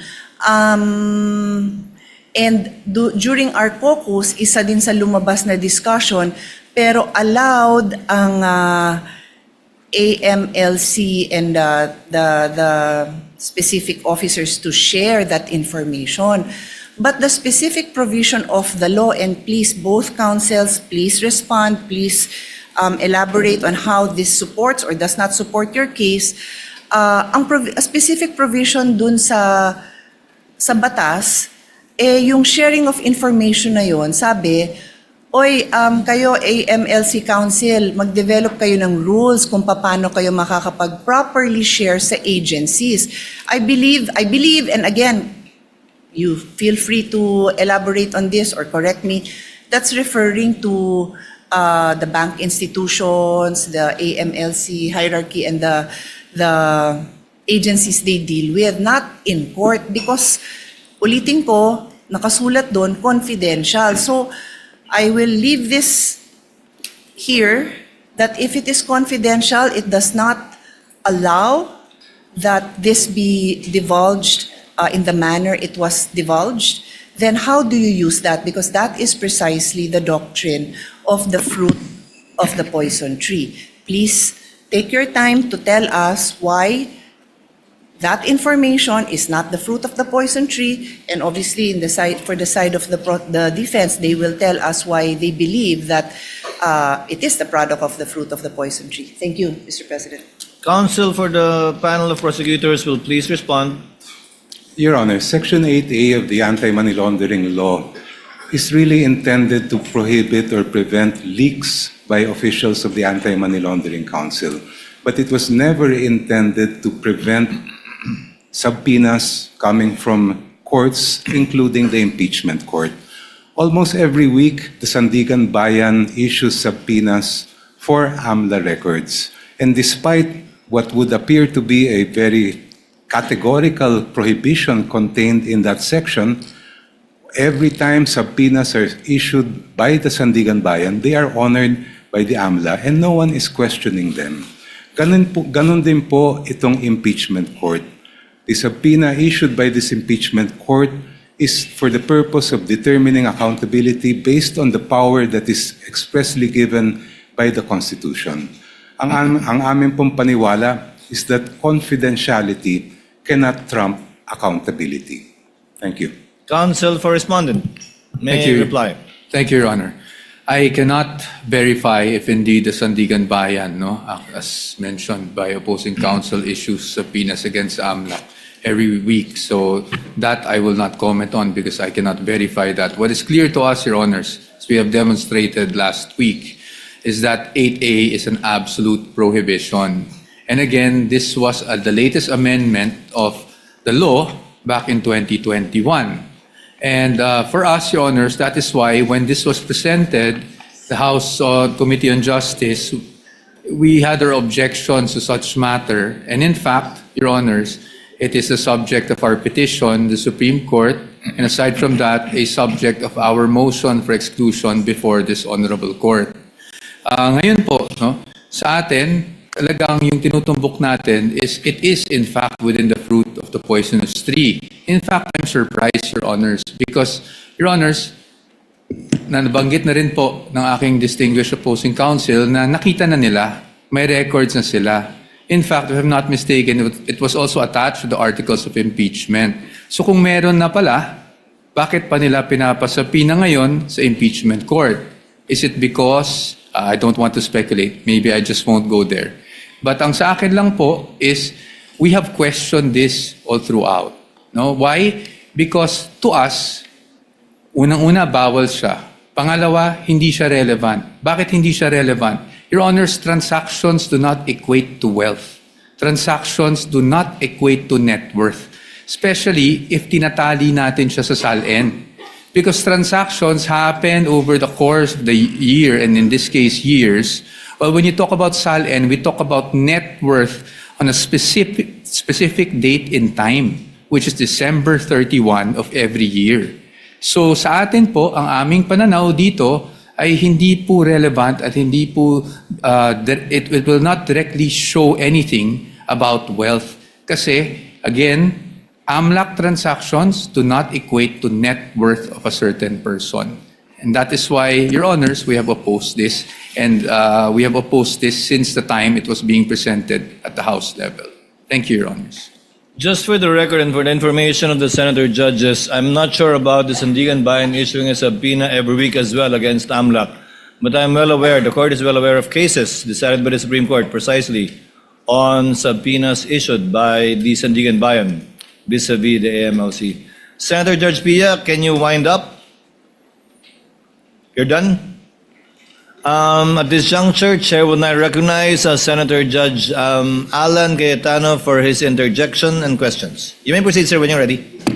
Before I ask question, Mr. Presiding Officer, may I thank you, the Senate President Win Gatchalian, former Senate President Tito Soto, and the whole court, because in our caucus, you did three things. One, you allowed us to have the weekend to review all of the laws so that we can ask more intelligent questions. Two, you allowed to hear the discussions, mostly by Senator Pia, Senator Pangilinan, Senator Lacson, and former Senator Soto. And then number three, we discussed how a complex, or what word did you use a while ago, Mr. Presiding Officer, that it's two motions, but there are There may be issues underneath. or issues sub-issues and underneath. sub-issues. So that after we ask questions and after you make a ruling, we'll, instead of asking for a division of the House just in case we do not agree, I'll make a manifestation, and then if others agree on how we can manifest or submit in writing in what parts of the ruling we agree or disagree for the record. May I proceed, Mr. Duly President? noted, Your Honor. You may proceed, sir. Good afternoon, Attorney Jokno and Attorney Poa. Afternoon. Yeah. So I really want to be enlightened. I have no illusion na magkakasundo yung dalawang side today because you have the eloquent Attorney Jokno on one side and the eloquent no joke on the other side. So sa pangalan pa lang baliktad na. But I think the discussions are very important, and I do appreciate your opening, Congressman Jokno. I appreciate your oral arguments because I've been pondering these questions. What if, hindi ko na sabihin this administration, let's say in future administrations, this exact thing happens, 5 years, 3 years, 10 years, iba ang SALN, iba yung income ng COA chairman or ng ombudsman. Ombudsman files cases, many, mukhang maraming congressman makakasuhan ngayon. So, very, very much relevant yung ating pinag-uusapan ngayon. So, just in the spirit of liberality, same kay Senator Pia, after one answers, if one wants to make a quick rebuttal, I'll ask you the question, but let's try to be concise. So, Counsel, may I ask, let's start with the case of Duterte versus House of Representatives. Thank you for reminding us about certain precedents and how I voted last time. But you would agree, di ba, that when you have legal proceedings, even in legislation, you follow what the latest law is. So, for example, if you're allowed to issue a general warrant before Stonehill versus Jokno, but after Stonehill versus Jokno, so if before Stonehill versus Jokno, walang doctrine of the fruit of the poisonous tree, then some policemen will still submit evidence that was illegally acquired. But after that, we have to follow. So you did make your point about obiter dictum. I'll go to that. But I just want to start out by saying the fact is there is a Duterte versus House of Representatives. So with your permission, let's start discussing that. So this case of Duterte versus House of Representatives came out after the impeachment of CJ Corona, correct? Yes, Your Honor. And the two elements was discussed in this case. The act charge must be impeachable under Article 11, Paragraph 2 of the Constitution, and 2, the act committed must be committed during the term of the impeachable officer. You commented on that. Can you elaborate or give your stand regarding, I think you agree with letter A, right? That the charge must be an impeachable offense. I mean, we all agree on that, right? Well, I would distinguish, Your Honor, please, between what we would call ratio decidendi, or the rule in that particular case, and obiter dicta, which are side comments or incidental remarks made in the opinion of the court. If we are speaking of the ratio decidendi of the Duterte versus House of Representatives case, I would have to disagree that it relates to the statements that you mentioned. My understanding of that case is it really relates to the first mode of impeachment and the procedures that must be followed, the 1-year ban provided in the Constitution, how that will be applied when impeachment complaints are filed by at least 1/3 of the members of the House of Representatives. Yung pong nabanggit nila that the basis of any charge must relate to the incumbency of the official, in my view, that is obiter dicta, not necessary I for the appreciate your decision of answer. the We'll go case. to that. But regardless of the Duterte versus House of Representative ruling, we do agree with letter A. The act charge must be an impeachable offense under Article 11(2) of the Constitution. I would agree, but if Yes. I may be allowed to just qualify No, this is just a that. general. This is not a trap question. So, No, Your diba, Honor. so the officer has to be impeachable, and the act's charge should be an impeachable offense. And since you have betrayal of public trust, that's quite broad. No? So this is not a trap question. This is just laying the basis. But go ahead if you want to comment on that. Yes, the acts charged must constitute an impeachable offense, and that power to decide what is an impeachable offense is lodged exclusively with this honorable court. Okay. So, you disagree that part of the ratio decidendi is the act must be committed during the term of the impeachable officer. Thank you for bringing it up now, because I think all throughout the trial, especially in the articles where we will bring up acts before 2022, this discussion will be relevant, no? So, by discussing this, it will pass upon the whether or not including proof like bank records, financial documents, before her term can be inquired into. The prosecution says it cannot, right? Because you believe it's an obiter dictum. I'm just restating. You can say it in your words. You believe that the statement that the act must be committed during the term of the impeachable officer is not the law of the land. It's an obiter dictum. In the first place, if Your Honor, please, that was not the exact statement of the court. Okay. The court said the basis of the charge must relate to the incumbency of the Okay. impeachable official, Yes. which does not rule out the presentation of evidence of acts or omissions that occurred before the person became an So impeachable let's officer. take the judicial notice of the, as you said more eloquently and correctly, that the acts, no, during her term. So can you define, you defined this in your opening statement, but for the sake of this discussion, an obiter dictum is what? It's a side comment, Your Honor, that is not necessary for the resolution of that case.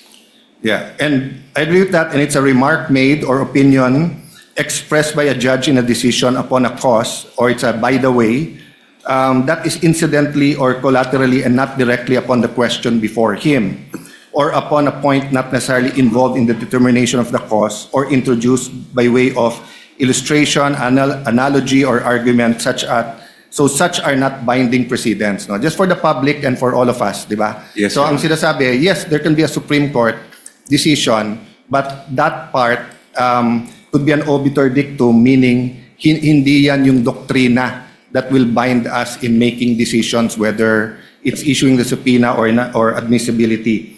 But are you aware of the Villanueva versus Court of Appeals, GR 142947, March 19, 2002? I won't take it against both of you if you do not. There are thousands of cases. It talks about what is obiter dictum. Have you passed about on this, both counsels? For me, Your Honor. Yeah, so the prosecution characterization of the requirement that the basis of the charge must be for impeachable acts or omissions committed in relation to their office during the current term of the impeachable officer as an obiter dictum. But in the Court of Appeals, in Villanueva versus Court of Appeals, in that case, the Supreme Court held an adjudication on any point within the issues presented by the case cannot be considered an obiter dictum, even where the point is only incidentally involved. So we agree if it's incidental, pwedeng obiter, but if it's on point within the issues, sabi ng Villanueva case, it is not. So long as it is presented and decided in the regular course of the consideration of the case and led up to the final conclusion, or is a statement as to the matter of which the decision is predicated. The court added that a point expressly decided does not lose its value as a precedent because the disposition of the case is or might have been made on some other ground, and that where a court decides several points, none of such points can be regarded as having the status of a dictum. And one point should not be denied authority merely because another point was and more dwelt on and more fully argued and considered. So going back to the Duterte versus House of Representatives, the requirement that an impeachable act be committed in relation to their office and during the current term was not a remark made by the way. The Supreme Court en banc laid it down as one of the enumerated principles that due process requires, which is the very ground on which the ruling was predicated. even if the court also struck down the 2025 impeachment complaint based on the 1-year bar, so this is the question, does it not render the due process requirement laid out as a mere obiter dicta, or because it's based on due process, regardless of the mode of initiation, regardless of the mode of how the articles of impeachment got here, isn't due process still a requirement? If I may be recognized, Yes. Your Honor. Counsel for the panel of prosecutors may respond. Precisely, Your Honor. If a matter is within the issues resolved by the court, then it may not be considered as obiter dicta. But if we look at the decision in the case of Duterte versus House of Representatives, ang mismong nangyari po doon ay may naunang 2 complaints that were endorsed at may sumunod na complaint filed by at least 1/3 of the members of the House. At yun yung tinutukan po ng ating Supreme Court. It was in that context that the Supreme Court made pronouncements about the 1-year bar and even about due process. At no time in that case was it ever a fact in issue about the mode of impeachment that is involved in our case today. Ang pinag-uusapan po natin dito ay individual complaints that were then referred by the House to the Committee on Justice, heard by the committee, and then brought back to the plenary, and eventually umabot po dito through articles of impeachment. So kahit may sinabi ang Supreme Court about impeachable offenses in relation to the charges, kami po ay naniniwala na hindi po yan pumapasok o sumasakop sa issues that were decided in that case. I'll not argue with you because that's not my job here. I'll follow the Pia Cayetano style and move to the defense. But just a follow-up question on that. So I respect your belief on that. But my point is, the legal principle of due process applied to that mode, is it not logical that it's the same legal principle on due process even if you use another mode? First of all, if Your Honors, please, when we speak of due process, of course, there are 2 types, substantive and procedural due process. And when we speak of substantive, we're talking about protections to life, liberty, and property. Wala naman pong ganun na issue po dito sa atin because office is not a property. We're not talking about the life or liberty of the respondent. Ang pinag-uusapan po natin dito kung due process ang issue ay simply fundamental fairness. And I do believe that this proceeding does require fundamental fairness, but at the same time, it does not require that this court be hamstrung in terms of how to decide whether an offense is impeachable or not. That power is exclusively given to this court at dapat kayo lang po ang magdesisyon at magpasya kung ano nga ba yan. So when we speak of what is an impeachable offense, may kaugnayan po yan doon sa nabanggit ninyong the basis of the charge must relate to the incumbency. Because in our view, that is really something that each member of this honorable court will have to decide when the time comes. Yeah, later on, I'll ask you that question, whether or not, what, if ever, can the Supreme Court decide, or what of their pronouncements will be applicable to this court and that. But my point is, if we're saying that pag ang mode of initiation is by 1/3 na pumirma derecho at ang nakalagay doon committed in relation to their office during the current term, wouldn't it be illogical if you use another mode and pwedeng hindi committed in relation to their office and during their current term? I don't think the Supreme Court would be illogical in saying this is the principle for due process in this mode, but Not obiter. The statement that the basis of the charge must relate to the incumbency of the impeachable officer. We submit that that still applies and we have satisfied that test. Okay. As I mentioned in my opening statement, integrity cannot be divided. Hindi po pwedeng biyakin ang integridad. So on that point, so if a president, an ombudsman, a COA chair who's let's say 60 years old but he started in government at 20 years old, he can be impeached by something he's done when he was 20 to 30, not only on what he's done when he was already an impeachable officer? If we are speaking about unexplained wealth, Your Honor, I have repeatedly cited the cases of the Supreme Court that provide that we must look from the reckoning of the first day of service of that public official, look at all the income that person has amassed and determine whether it is manifestly disproportionate to the lawful income that he has reported. Yes, I agree in terms of holding that person liable and accountable. But what I'm saying is that, let's say he was a counselor, then he was a customs director, then he was BAR, then he's now COA. Isn't the remedy for all his other positions that weren't impeachable is through the regular courts and regular case build-up, etc. But once you're an impeachable officer, you're being held accountable during the term that you are, in fact, an impeachable officer, because usually when you're an impeachable officer, it's too hard to prosecute you the normal way. Isn't that the logic there, or you disagree, counsel? I would have to respectfully disagree. Ang pinag-uusapan po natin kasi dito ay betrayal of public trust. And I think it's very clear that when we speak of betrayal of public trust, essentially we are looking at whether the public official is fit or unfit to continue in service. Kung siya po ay nakapag-amass ng unexplained wealth, nung siya ay vice mayor o mayor na umaabot sa bilyon-bilyones, I think that would have a very big impact on the court's decision whether that person should continue in office or whether they are fit to have that office. Okay, as I said, With I the won't permission argue. of Senator Judge Alan Cayetano, with your indulgence, sir, a request was conveyed to the presiding officer to declare a very brief break. This is not a break for all of us, but a very brief break of 5 minutes so that council may answer to the call of nature. That was the message conveyed to the presiding officer, including Senator Judge Cayetano. So Chair declares a 5-minute break. We shall resume at 4:05.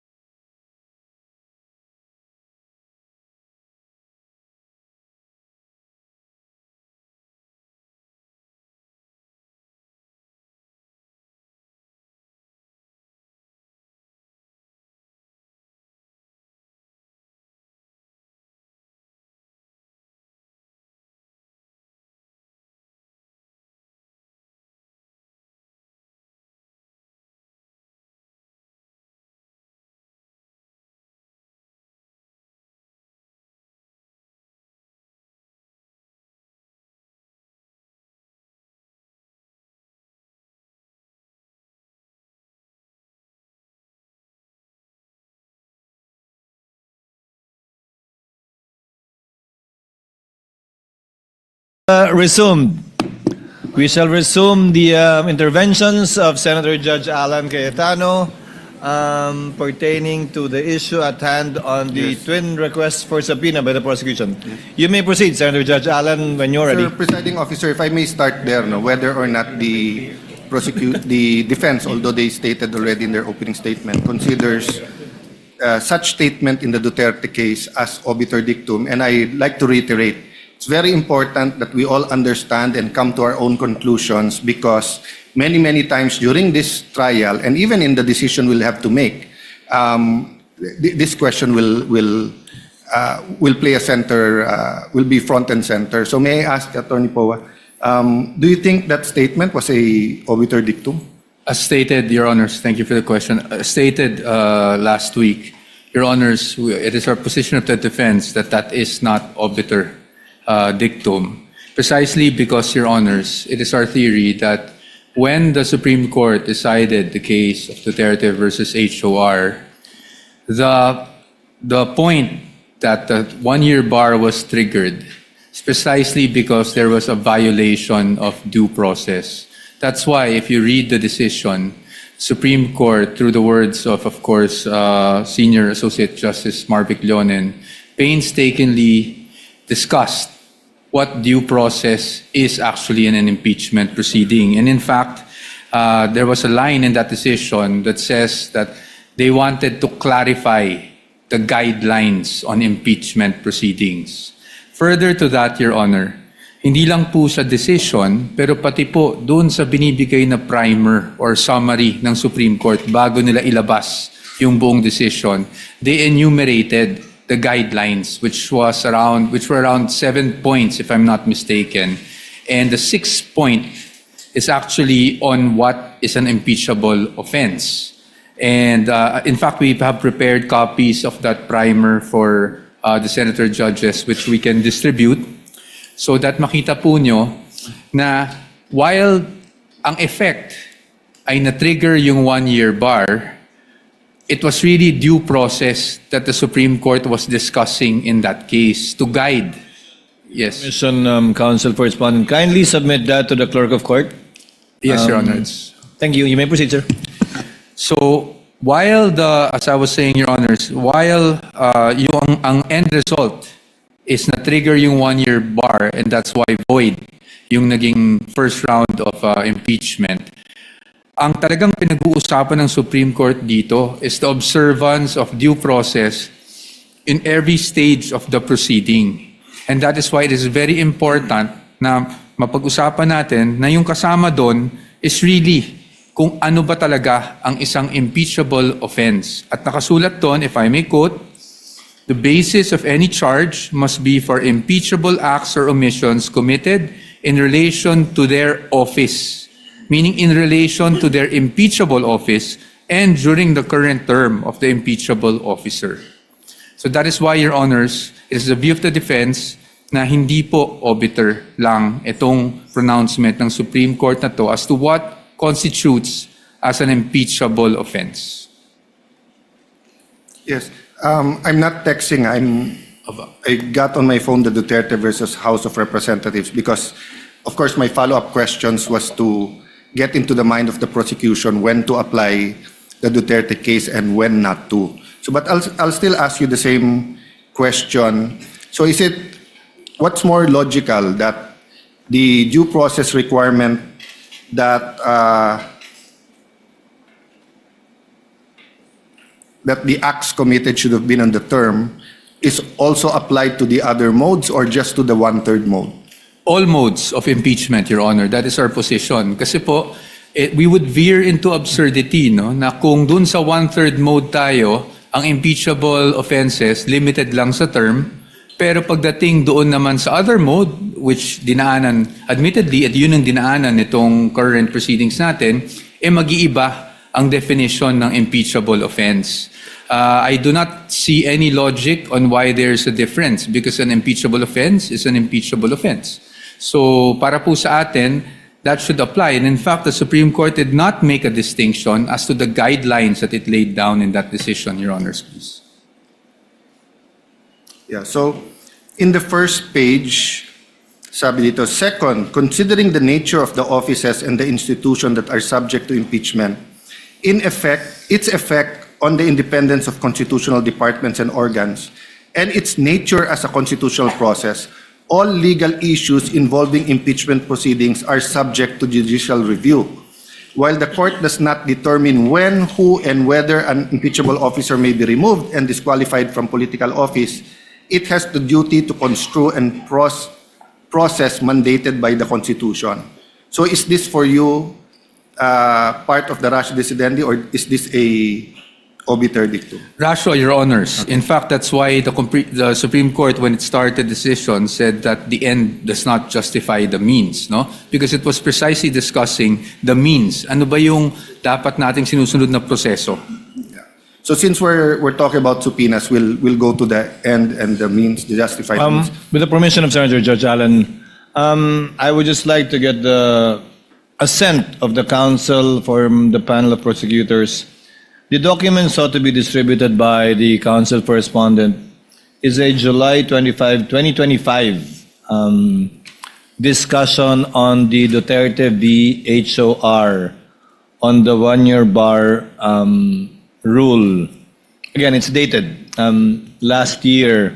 With the permission of the prosecution, we shall distribute it without prejudice to the counsel for the panel of prosecutors to also furnish whenever it shall so desire, because this issue, as pointed out by Senator Judge Cayetano, will linger until the end of the proceedings, without prejudice to the counsel from the panel of prosecutors to so furnish also Senator judges with their rejoinder to this document being furnished to the senator judges. Is that okay? Your Honor, I believe that, first of all, may we request for a copy of that document?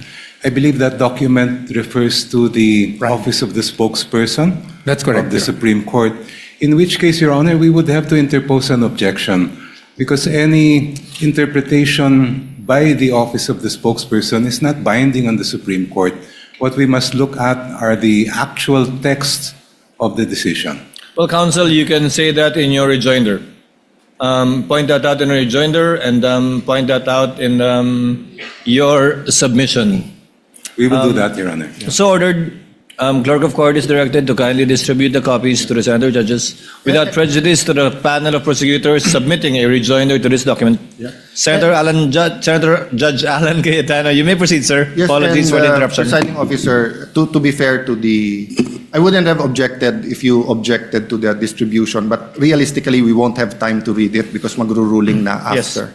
So it'll be more of reference materials. But feel free also to, if you feel that you should submit in writing a rejoinder to be fair to everyone. So if the voting was tomorrow, and it would be unfair to distribute it. So can I ask the same question, Congressman? So I read, it's the first few paragraphs, no? Sabi kasi dito, you heard me naman, no? You want me to read it again, or? If I may be allowed to respond already to the Yes, go ahead. question. First of all, Your Honor, I think we must point out one of the plainest reasons why that statement in the Duterte ruling is obiter dictum. And that simply is because there was no trial yet to speak of when the Supreme Court rendered that decision.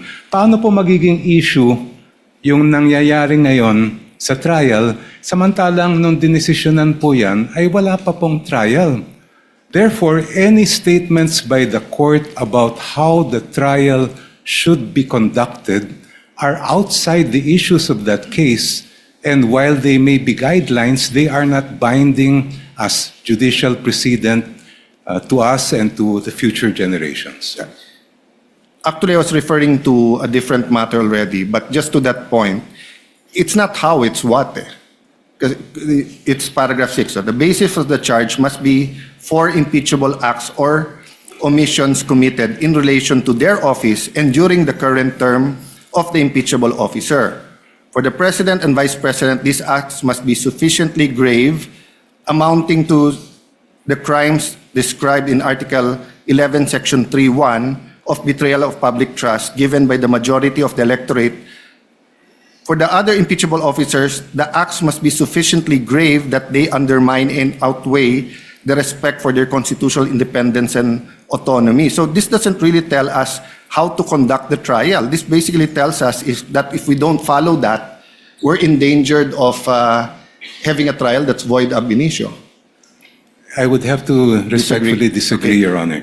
I Anyway, believe- we've gone through that argument, and I won't argue with both of you. Going back to this is what I read, no?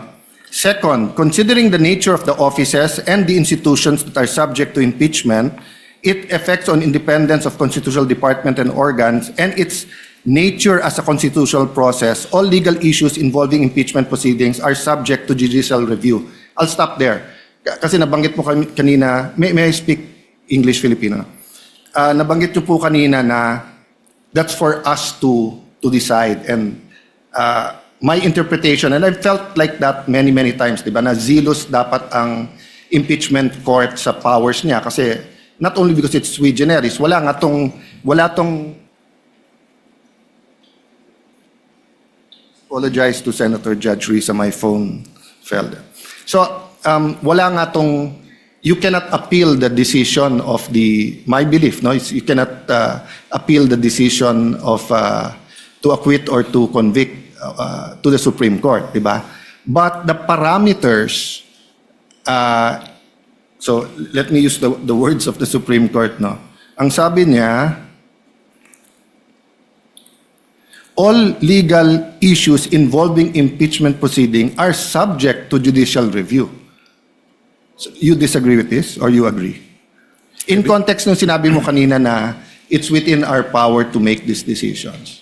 I believe what is the controlling decisions there, Your Honor, are the cases of Gutierrez and Francisco. Because in those cases, the issue of what is an impeachable offense was squarely brought before the court, and the court said very clearly that that is purely a political question that's not within the judicial power for us to decide.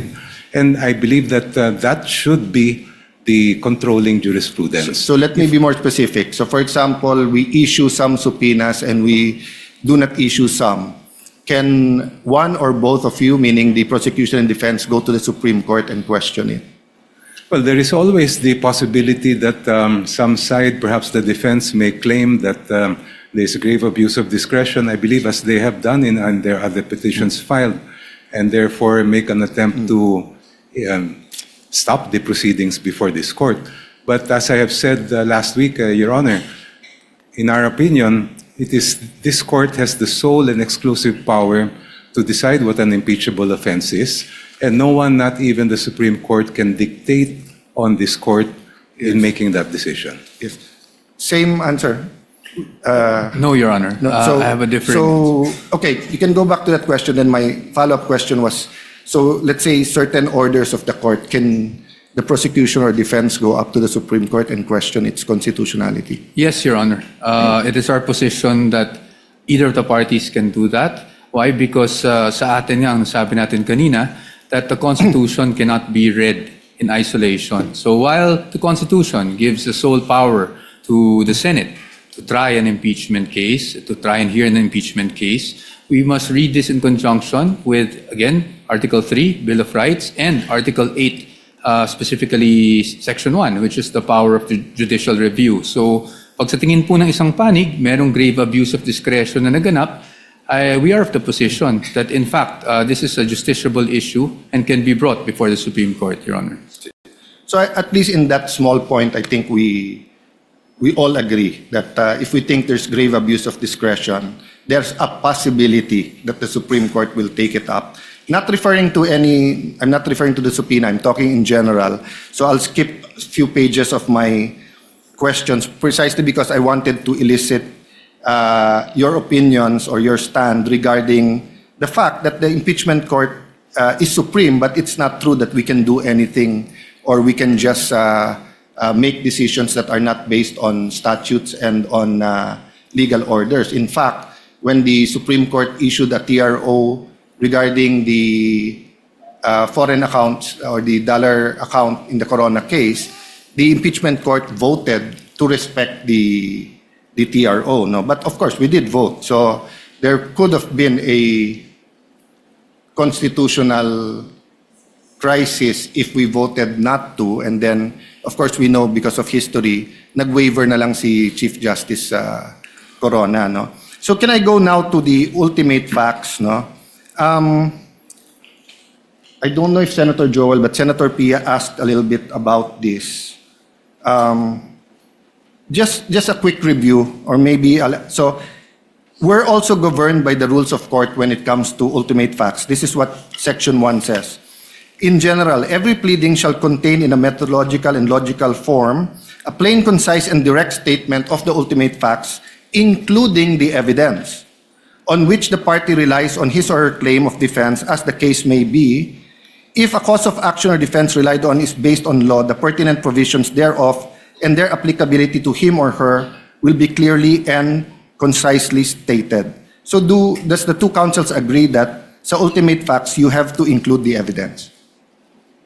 I would make a distinction, Your Honor, between what we call ultimate facts and evidentiary facts, which are the pieces of evidence that could be used to come to the conclusion or to decide whether those ultimate facts are present in the case or not. Yeah, I think all of us lawyers agree with that. There's a difference between ultimate facts and evidentiary facts. But the rules of court says, including evidence. Kasi kung walang including evidence, de ang kailangan mo lang i-file, ultimate facts. Pero pag sinabing kasama ang evidence, for me, it doesn't mean that every single testimony in every single document should be attached. But so let me go to my second question. So pwede bang sa articles of impeachment, ultimate facts lang, walang naka-attach na evidence? Ang requirement po sa pleading ay doon na dapat nakasaad ang ultimate facts. But if you look at the articles of impeachment that are before this court, it also contains evidentiary factual allegations to support the ultimate facts that are contained therein. Thank you for that answer. Actually, that was my next question. Did it contain? And you answered it. So, with respect to the Saballa and Cabrera impeachment complaints, is it correct that there was no authentic records that were attached when they were filed? Factual lang tong tanong ko. If Your Honor, please, first of all, I would have to raise an issue with respect to whether this honorable court is acting as an appellate or review court of what happened during the House proceedings. The power to initiate an impeachment complaint is exclusively lodged with the House, while the power to try and decide that impeachment case is exclusively lodged with this honorable court. And I don't believe that it is part of the function to go back to what may have happened during the proceedings before the House, since the articles have already been transmitted to this honorable Well, Counsel, even your students, colleagues, recognize that you are a brilliant man. You're very well learned sa law, but minsan mabilis. Kasi actually, that's not where I was going. Binaliktad ko lang. So two of my colleagues started with, or in your discussions, ano yung fishing expedition, going down to ultimate facts and evidentiary. Ako, I wanted to distinguish when is it a fishing expedition and when it's not. So I just wanted to know as a fact. Or can we take judicial notice that there was no authentic records in the Saballa and Cabrera?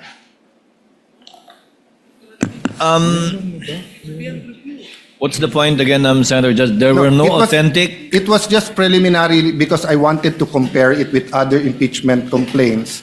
And I wanted to ask the question, when is it a fishing expedition or hindi?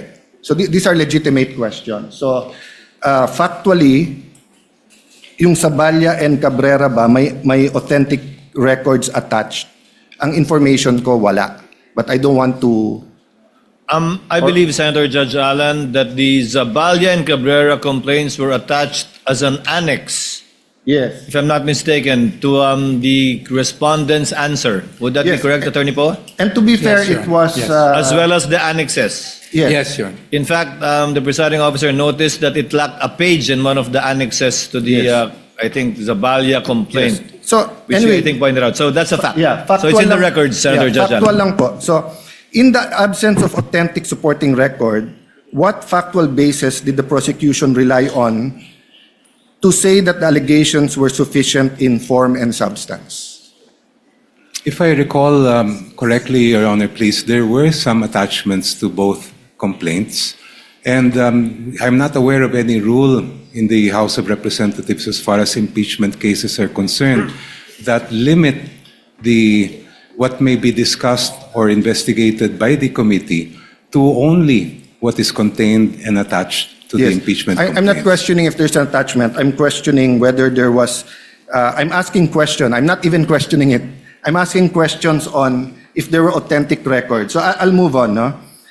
In the complaint against President Bongbong Marcos, the finding was the complaint failed to establish any factual nexus between the president and an impeachable offense. What are presented were policy and disagreements and generalized accusations, not ultimate facts.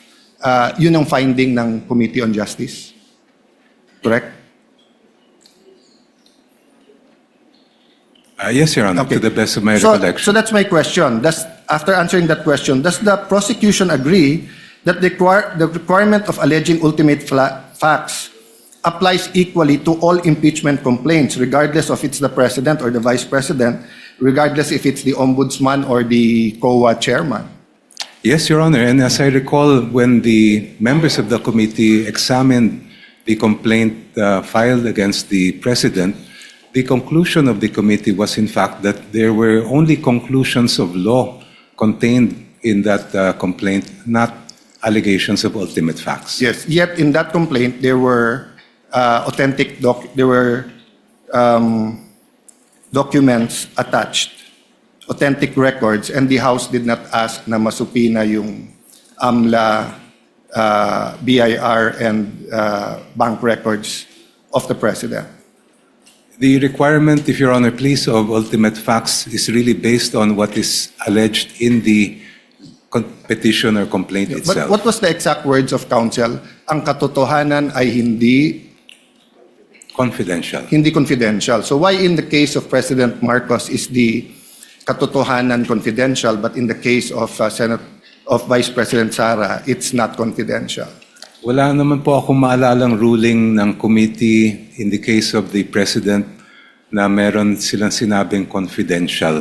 No, What I recall is that the conclusion was that the complaint did not allege Yes. ultimate facts. So there was a conclusion even before asking for all of this. But in this case, balikta, there was a conclusion that there's no nexus between the president and an impeachable offense. In this case, walang authentic documents pero humihingi ng supina kasi yung katotohanan hindi confidential. So, which goes to my, well, first, let me honor who I should honor because it seems that the Lisa Masa complaint, which was endorsed by ACT party list, was here kanina, and I think Antonio Tino, I think Sara Elago was here the last week, and I think Representative Ko was here. So in their case kasi, I can say walang selective justice because they wanted the same standards of president and vice president. So that's my next question. We want fairness for everyone and for the Filipino people, but would it be unfair to require 20 years of documents from AMLA, BIR, and bank accounts from Vice President Sara without requiring the same from President Bongbong, considering that all of these scandals is happening during his administration? If the allegations of the complaint against the president did in fact contain ultimate facts, I would see no reason why the Committee on Justice should not have proceeded with it. So I'll take that answer. May I ask the same question? Rule 8, ultimate facts including evidence. So the answer of the prosecution was that basta't may evidentiary facts. But ang nakalagay kasi sa Section 1 ng Rule 8, including evidence, what is the position of the defense on this? The defense follows strictly the rules, Your Honors. While I agree with the distinguished opposing counsel na iba yung ultimate facts and evidentiary facts, no? I don't want to blur that line. Tama naman po yung sinabi ng ating opposing. But yun nga po yung punto namin, no? In the Saballa and Cabrera complaints, wala pong ultimate facts at wala din pong evidence or evidentiary na nakakalakip doon po sa mga complaints, and which is the very issue that we brought up to the Supreme Court, Your Honor. So if you were representing now the president and the opposing counsel was also asking for 20 years of records of AMLA bank accounts and BIR, would you still have the same position? Your Honors, That unless it is relevant and definite, I read in your Yes. pleadings, di ba, and in your position paper na yun yung. So kasi I'll ask na rin my next question. Why is it definite in your view? Opo. So on the first question, yes, Your Honor.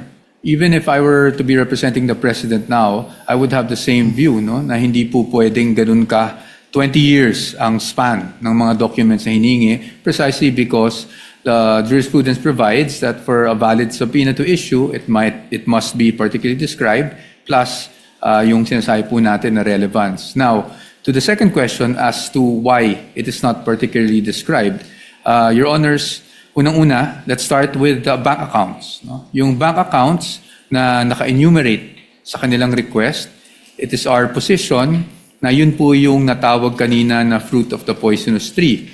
Because as you can see, lahat po ng pinanggalingan na accounts na yan ay yung AMLAC. But which we are contesting. No? Sa amin po, unlawful po yung naging disclosure sa Committee on Justice. But more importantly, pangalawa, aside from just the mere bank accounts, the documents they're asking, Your Honors, while they are specified, kung titingnan mo talaga ng mabuti kung anong hinihingi nila, they're asking for all bank records, without any assertion as to why all of these are relevant to prove whatever allegation they have stated in the articles of impeachment. I'll skip many questions here and go to that question. But to be fair, Congressman Diokno, you said that's an exclusive authority, right, power of the House. So if I want to question the difference, I'll do that in either the Senate or as a private citizen. So I won't go into that. But I ask that now in context of whether or not the certain parameters in the subpoena you're asking for is valid or not. So let me just go to this series of questions.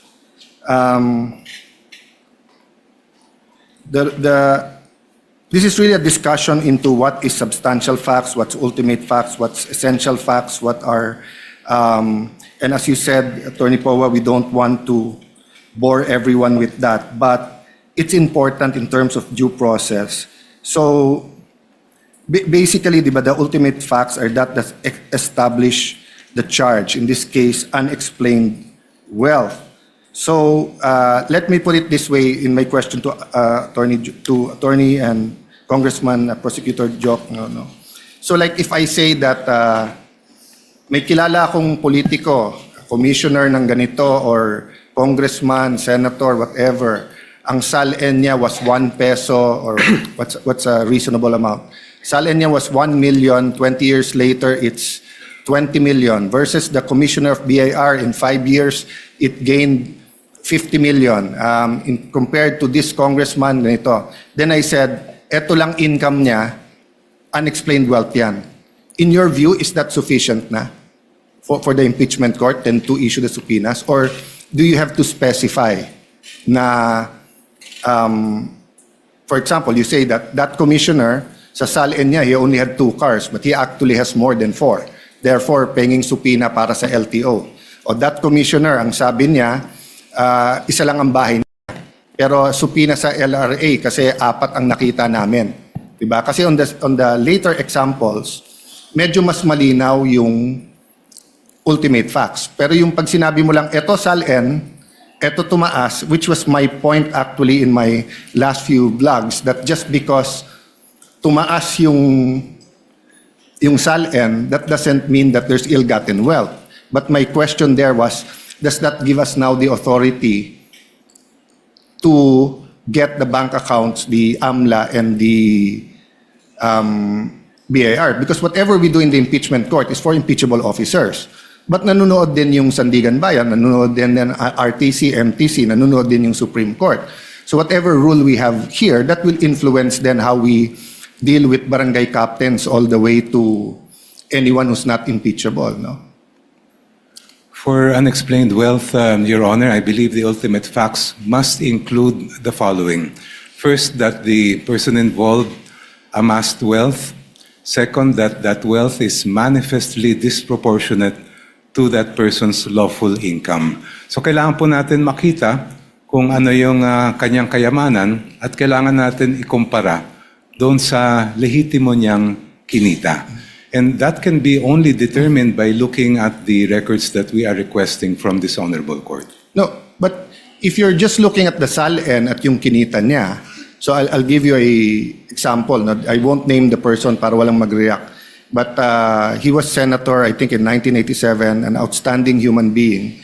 And he was telling us, etong lupa na to, nabili ko ng 1980 o 1970 na 50,000. Oh. Nabenta ko ng 1990. Kaya lang sa SALN, ang nakalagay kasi doon yung acquired cost. So nilagay ko 50,000. So kung titignan mo kami, then he named some other great senators, etc. na kasabayan niya, congressman at dito. Titignan mo, si senator ganito, kami lahat. O ang SALN namin, baka 5 million. Pero yung 100,000 na lupa na binili namin noon, baka 5 million, 20 million, 30 million. So if one of those officials suddenly sold the property and then placed the money that came in, so let's say the 100,000 property was sold for 5 million, but then for example, pinang-blow out niya sa pamilya yung 500,000 before December 31 of that year, mag-i-increase yung kanyang SALN by 4.5 million. So if you just compare his income na sweldo niya with that, that will not show you that he has ill-gotten wealth. So compared na pagka inallege ko na ang sweldo niya 200,000, pero bakit may bahay siya sa ganito, nawala sa SALN niya. Diba? So I agree na sundan natin yung ebidensya. If the SALN is much more than what you're making, that could spark your curiosity, your suspicion, and continue to investigate. But do you make the conclusion now and file the impeachment case that since malayo yung SALN sa income, therefore ill-gotten yon, without giving that person a way to explain before you subpoena every single document about their lives? That's precisely why, Your Honor, they call it unexplained wealth. Doon po natin malalaman yan sa mga dokumento. No, I agree. Ngayon, kung they call it naipaliwanag- Go ahead, sorry. I'm sorry, Your Honor. I'm sorry. I'm the one. Please continue. Kung halimbawa sa binigay niyong example ay nag-appreciate yung value of the land, then I would not call that unexplained. I would call that explained wealth. Yes, but you're introducing a new concept now, unexplained wealth versus ill-gotten wealth. I agree with you. Unexplained wealth is that if you look at the SALN at hindi tumutugma, may may unexplained wealth. That's why you ask them to explain it.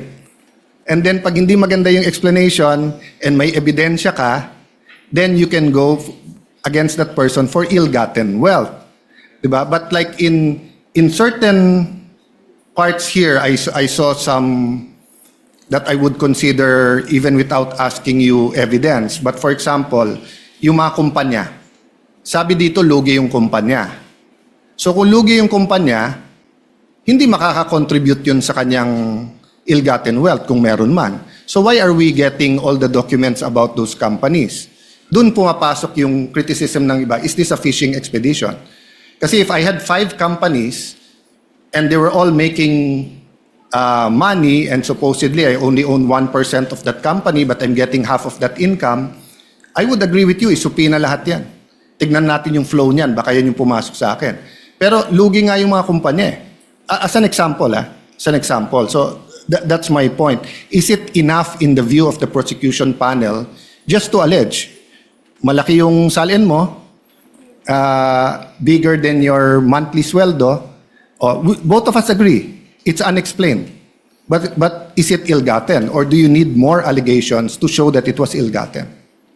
Well, Your Honor, please, the decision whether wealth is unexplained or, as you said, ill-gotten is really a decision that this honorable court will make based on the evidence. Ang gusto lang po namin ay mailatag ang ebidensya sa inyong harap para kayo na mismo ang magsabi. At para malaman po yan, we have to look at the statements of assets, liabilities, and net worth. We have to look at the lawful income reported in the ITRs. we have to look at the bank records in terms of kung ano yung pumasok at lumabas sa kanilang mga accounts. I'm sorry, Your Honor. Yeah, go ahead, It's mine. As Sorry. far as the businesses are concerned, that has to do with the third subcharge under unexplained wealth. Yung pong continuing to participate in business interests despite the clear and express prohibition provided in the Constitution. We want to know whether those businesses, yung ba ay mga operational ba ito? Ito ba ay talagang sabihin natin na nandun yung sinasabi nga na inaamin ni Vice President sa kanyang salin na business interest nga niya yon. Yeah, I'm skipping because this is mostly questions on fishing expedition. I'll go to the defense after this, but can you tell us the difference between evidence and proof? In your layman's term or legal terms, or if you want to look it up, but in how do we explain to people the difference between evidence and proof? Napakabigat po ng inyong tanong. No, in our words lang. I will para try lang my best, maintindihan. Your Honor, to answer it. In a court proceeding, whether we're speaking of an impeachment court or a regular court, the judges look at the evidence. They may never be able to know the entire truth kasi ang pangyayari ay nangyari dati pa po. Essentially, a trial is really a reconstruction of something that happened before.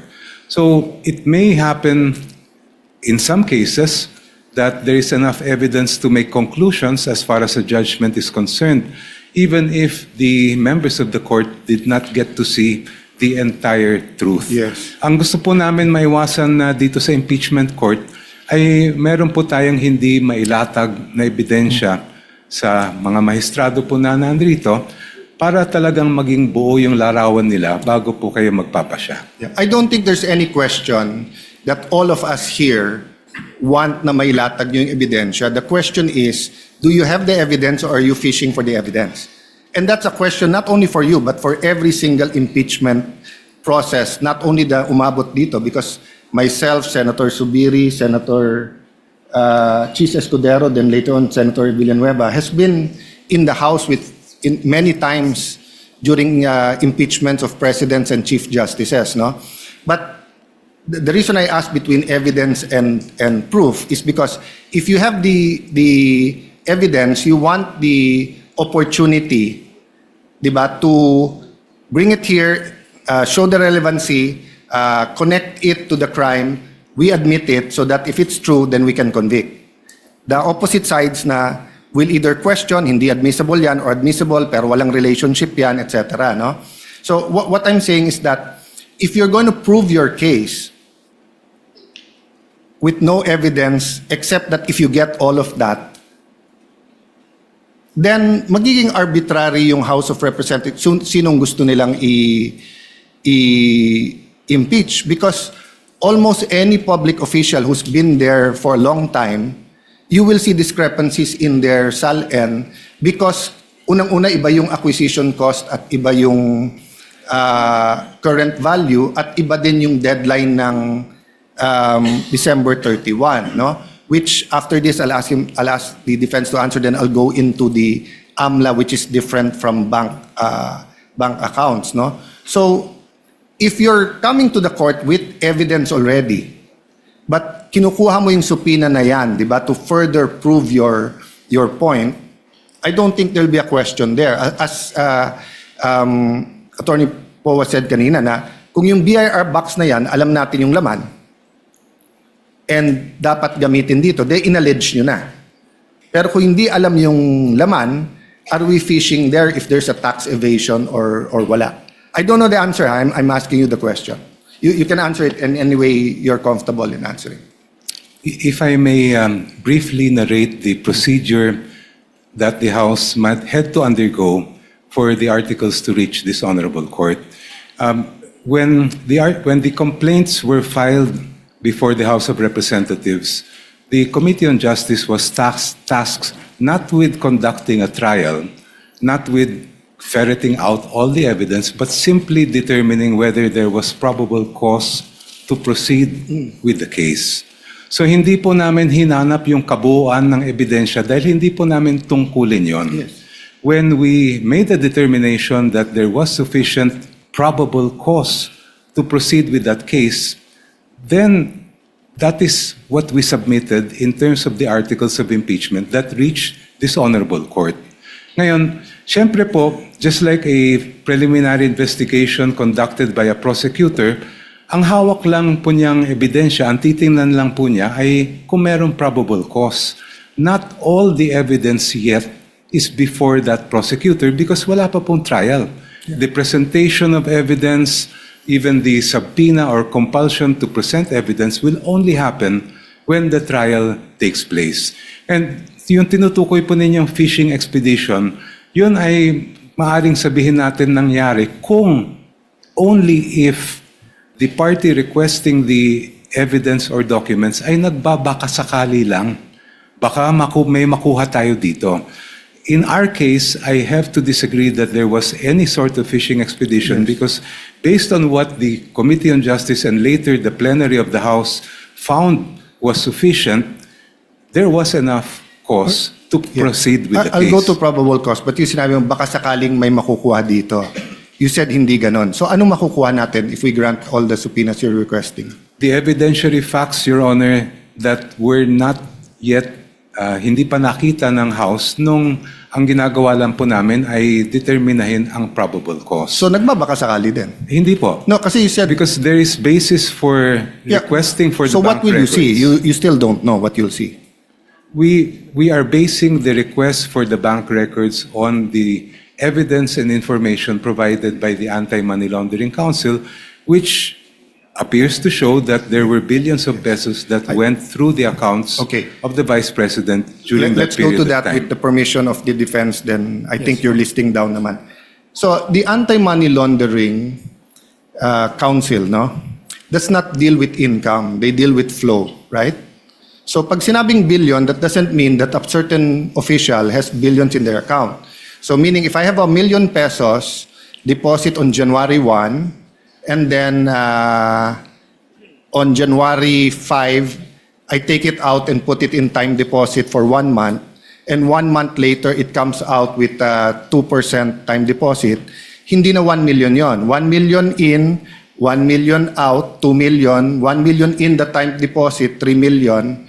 Paglabas na may 2%, 1 million 2 pesos, 1 million 2,000 pesos, 4 million na yon. So hindi evidentiary yun, speculation sa ikot ng pera. Meaning, all I have to do is find someone with a bank account and give them a long enough period, and I will say that they have hundreds of millions or billions. Precisely, Your Honor, that is why we want the bank records to be produced. Because, as you mentioned, the only reports submitted by the Anti-Money Laundering Council pertain to covered and suspicious transaction reports. They do not show us the exact balances that were contained And in those bank accounts. And it is only the bank records that will provide Yes. that information. Agree, and it's suspicion. When you say suspicion, that does mean necessarily suspicion that it's attached to a AMLA crime, but it could be suspicious meaning 6 months walang gumagalaw, biglang everyday ngayon gumalaw. Di ba? Yun yung definition ng part ng definition ng AMLA. But if you cannot connect AMLA and the bank accounts, that's precisely what the defense and other people are saying. Aren't you nga fishing between the three? Fishing means hindi mo pa hawak, so you're trying to get a fish, in this case, a very big fish. Di ba? So, pag sinabing hindi fishing expedition, meron ka ng ebidensya, but you want to prove that in court, and you need that to prove it, but you know what to prove already. If we bring Your Honor's logic to its conclusion, that would mean that the Committee on Justice would have to conduct a full-blown trial, get all the evidence at that level, so that we do not have to fish anymore when we get to this court. When that is not the contemplation of the procedure for impeachment under the No, Constitution. I won't argue what the With what the permission, House. with the permission of the gentleman of the floor, Senator Cayetano, Last 2 questions. thank you very much. So, Senator Escudero, myself, we were in the Estrada and Arroyo impeachment. And it's harder to impeach a president than a vice president. Di ba? But whether it was accounts, anong laman, property, kotse, we did our homework. So it's not my place to tell you did or not. Kaya nga tinatanong ko, may ebidensya ba o wala? Or is it a fishing expedition or not? But as I said a while ago, I won't argue. So I have one last question after that, but I'll go first to the defense. In the context of what I asked, no? Between those two examples, eto salin mo, eto income mo, malaki salin mo, we can agree it's unexplained. Kasi nga, you need to explain it further. But is it automatically ill-gotten wealth? No, Your Honor. So if it's not automatically ill-gotten wealth, in your view, I mean, I read this from your, maybe you can just restate, why is it a fishing expedition? Opo. Your Honor, because precisely, yun pong sinasabi nila na unexplained wealth, they were basing it for 20 years, for one. No? Pangalawa, they couldn't pinpoint exactly bakit mo nasabing may unexplained. Alin dito sa properties yun unexplained. No? Third, and if I may elaborate from our memo, if you look at the articles of impeachment, it presupposes that the Vice President earned 30 million over a span of 20 years. Yes, they did not think about the Vice President not being in public office from 2013 to 2016. They didn't think about the income that could have, been generated by being married to a lawyer who had his own law office. So to us, it was basically a conjecture, speculation, conclusion of law and fact to say, biglang, may unexplained wealth po dito. No? That's basically our point. And then secondly, the decision earlier, it was mentioned by distinguished opposing counsel, decision rests upon this court to determine kung meron ng unexplained wealth. I disagree with that. The ultimate decision rests upon this court, that is true. But the initial decision rests with the person accusing, di ba? Pero nung nag-accuse yung tao sa Sabalian Cabrera complaints, wala man lang nakasulat po doon. Kanina na-mention po yung should the Committee on Justice now conduct a full-blown trial? No, it shouldn't. It should just evaluate the complaint. Parang nga pong piskal, parang preliminary investigation. Pag tayo po pumunta sa piskal at ang dala lang natin doon ay puro paratang, wala man lang supporting document, what will the fiscal do? Dismiss the case outright.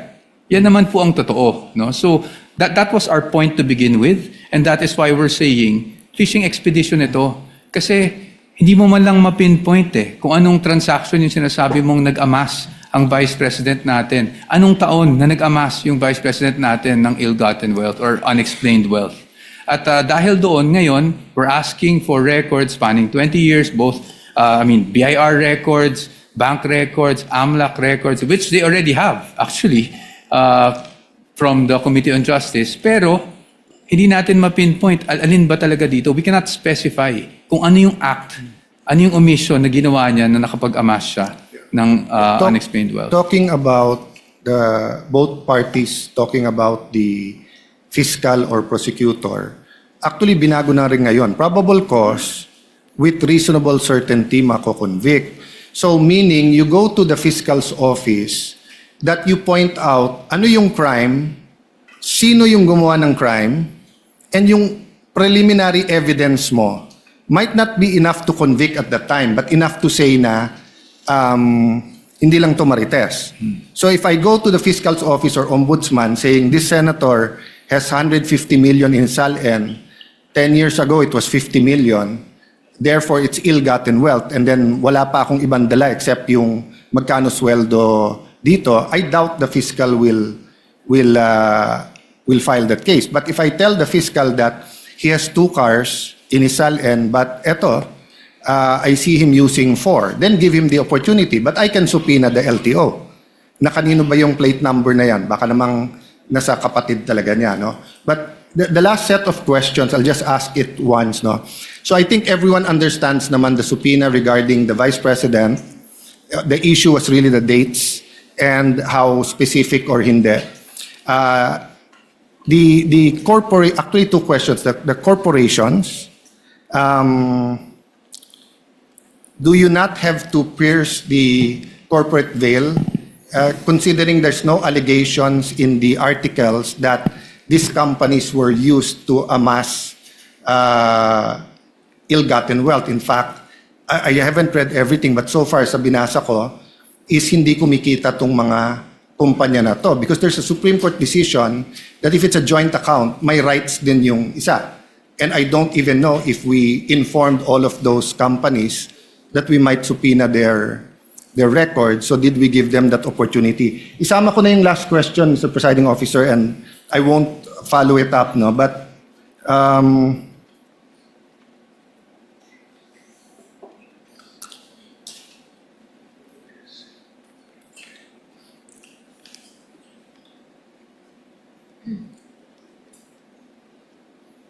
yeah, the question was, because a law student asked me, Sir, bakit dinala yung box dito sa Senate?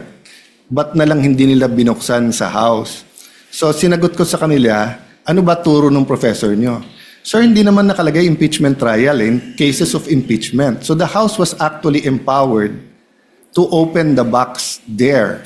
So I just wanna know the position of both parties kasi nahihiwagaan ako sa box na yon. Si Neil dinala dito, ibabalik sa inyo, then magsusupina tayo. But dun sa graduate na yung nagtanong sa akin doon, they discussed it daw in class, and their professor and their class, ang consensus is that the House could have opened it because the wording in the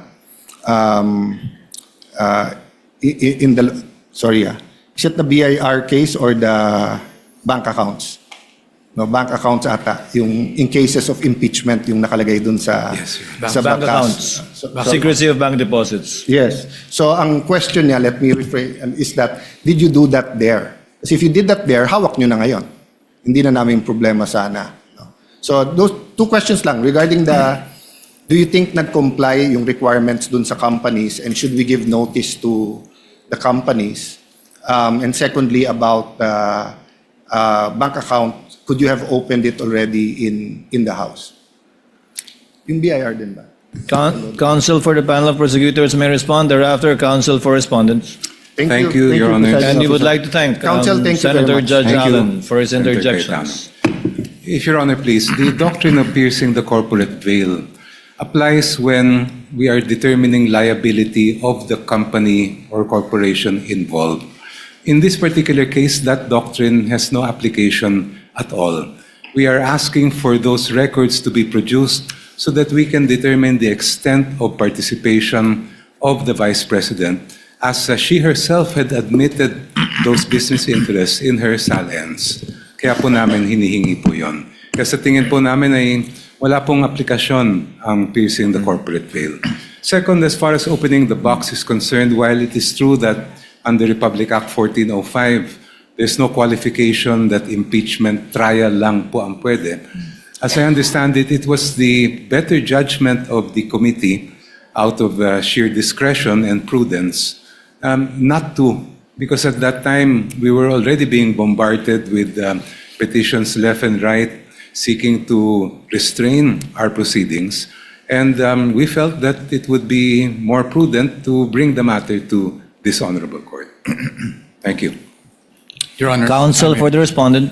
On the first point, Your Honors, on piercing of the corporate veil, para sa amin, pwede lang naman under jurisprudence mag-pierce ng corporate veil.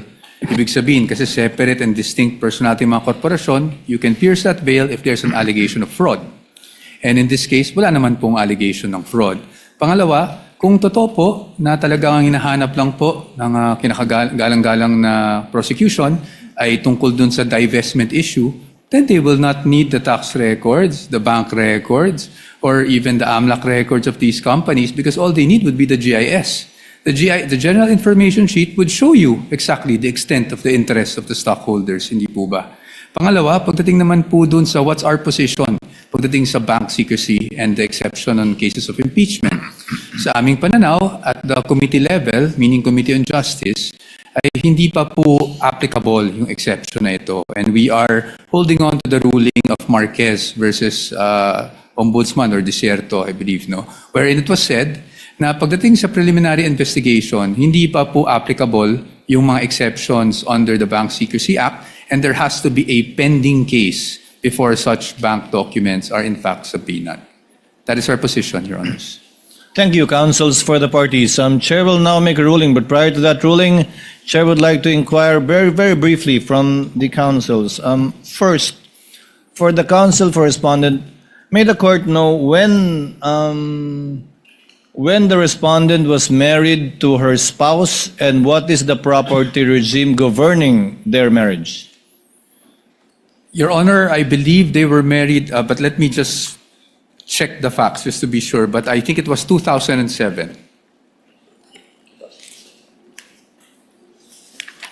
2007, Your Honor. Can I get back to you on the specific date for that? The date would not be necessary because 2007 would mean they would be covered under the family code. So may the Yes, Your Honor. chair ask, what is the property regime governing their marriage? As far as I know, there are no property regime arrangements or prenup. That's why, Your Honor, I would assume it would be the default property regime, which would be The absolute community of property. Thank you, counsel. Chair will now make its ruling.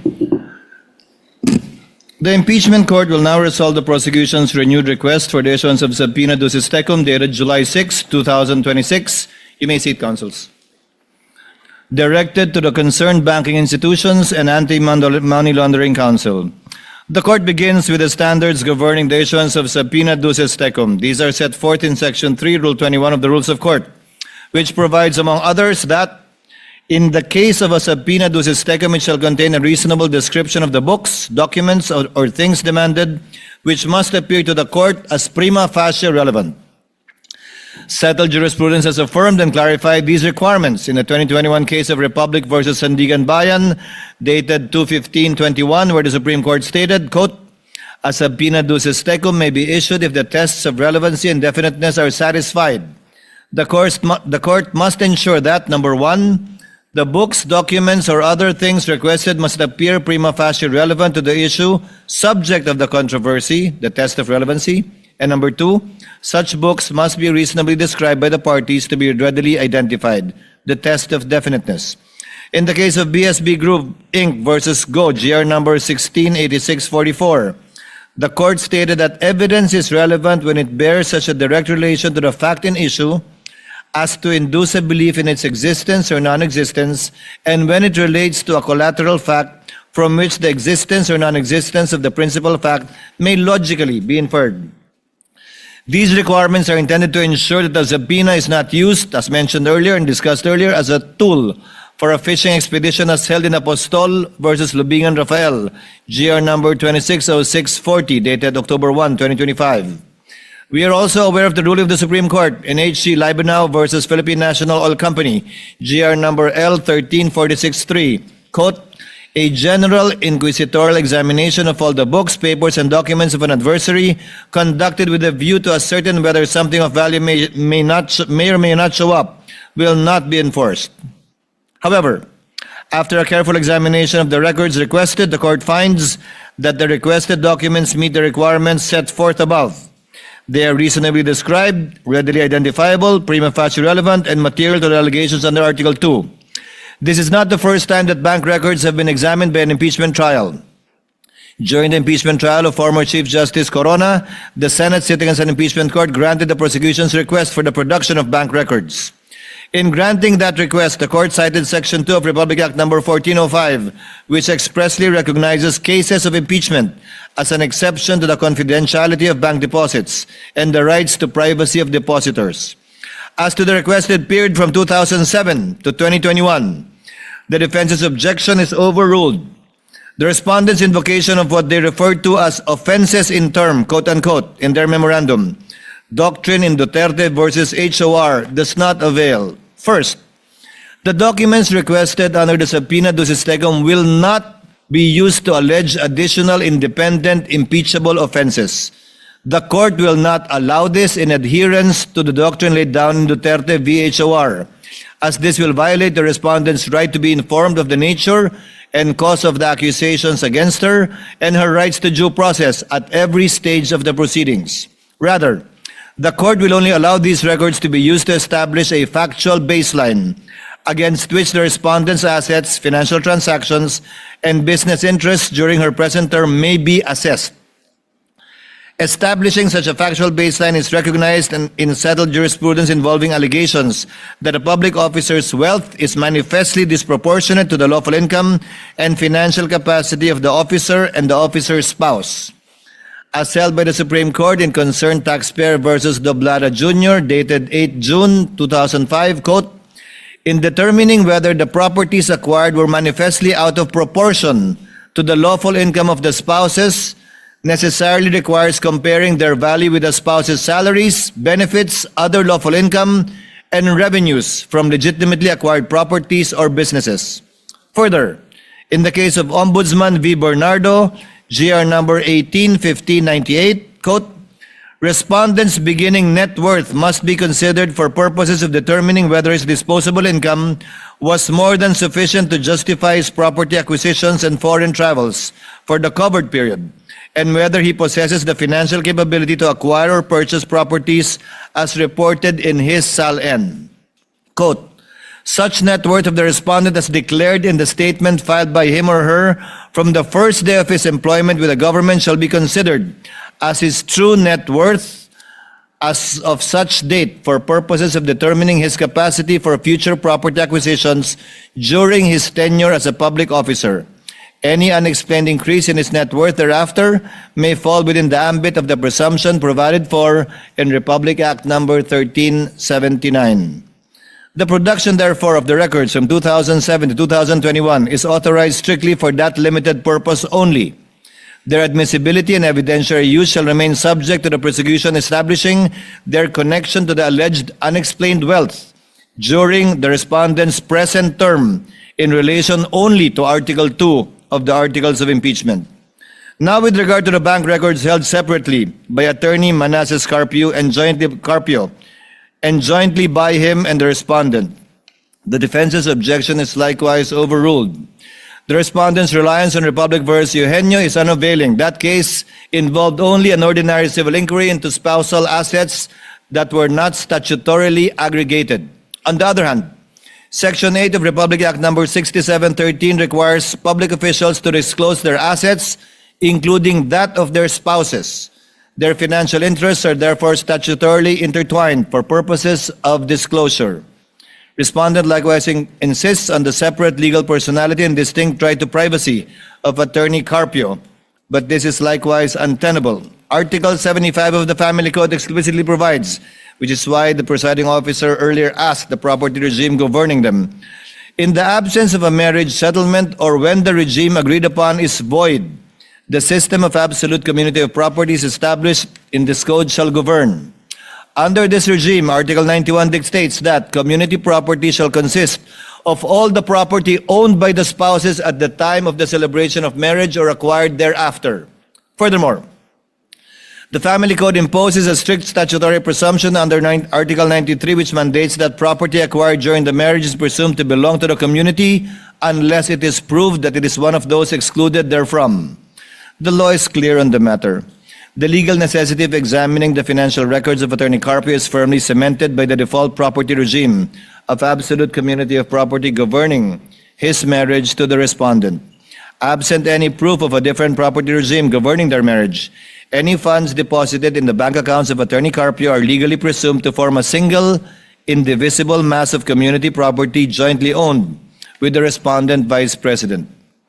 Because Philippine civil law legally merges their assets, properties, and income into a single absolute community, it is a legal and mathematical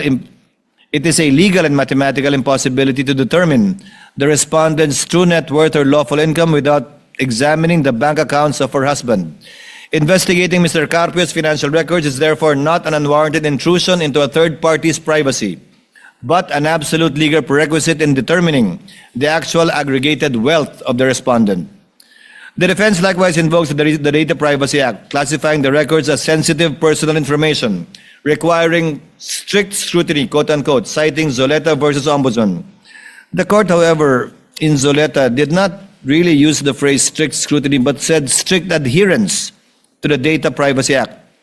Accordingly, Section 16B of the Data Privacy Act expressly states that the right to privacy does not apply when personal information is needed pursuant to a subpoena Furthermore, Rule 5, Section 22F of the DPA, Data Privacy Act implementing rules, expressly permits the processing of sensitive information, personal information, when provided to government or public authority pursuant to a constitutional or statutory mandate, and when necessary for the protection of lawful rights, interests in court proceedings.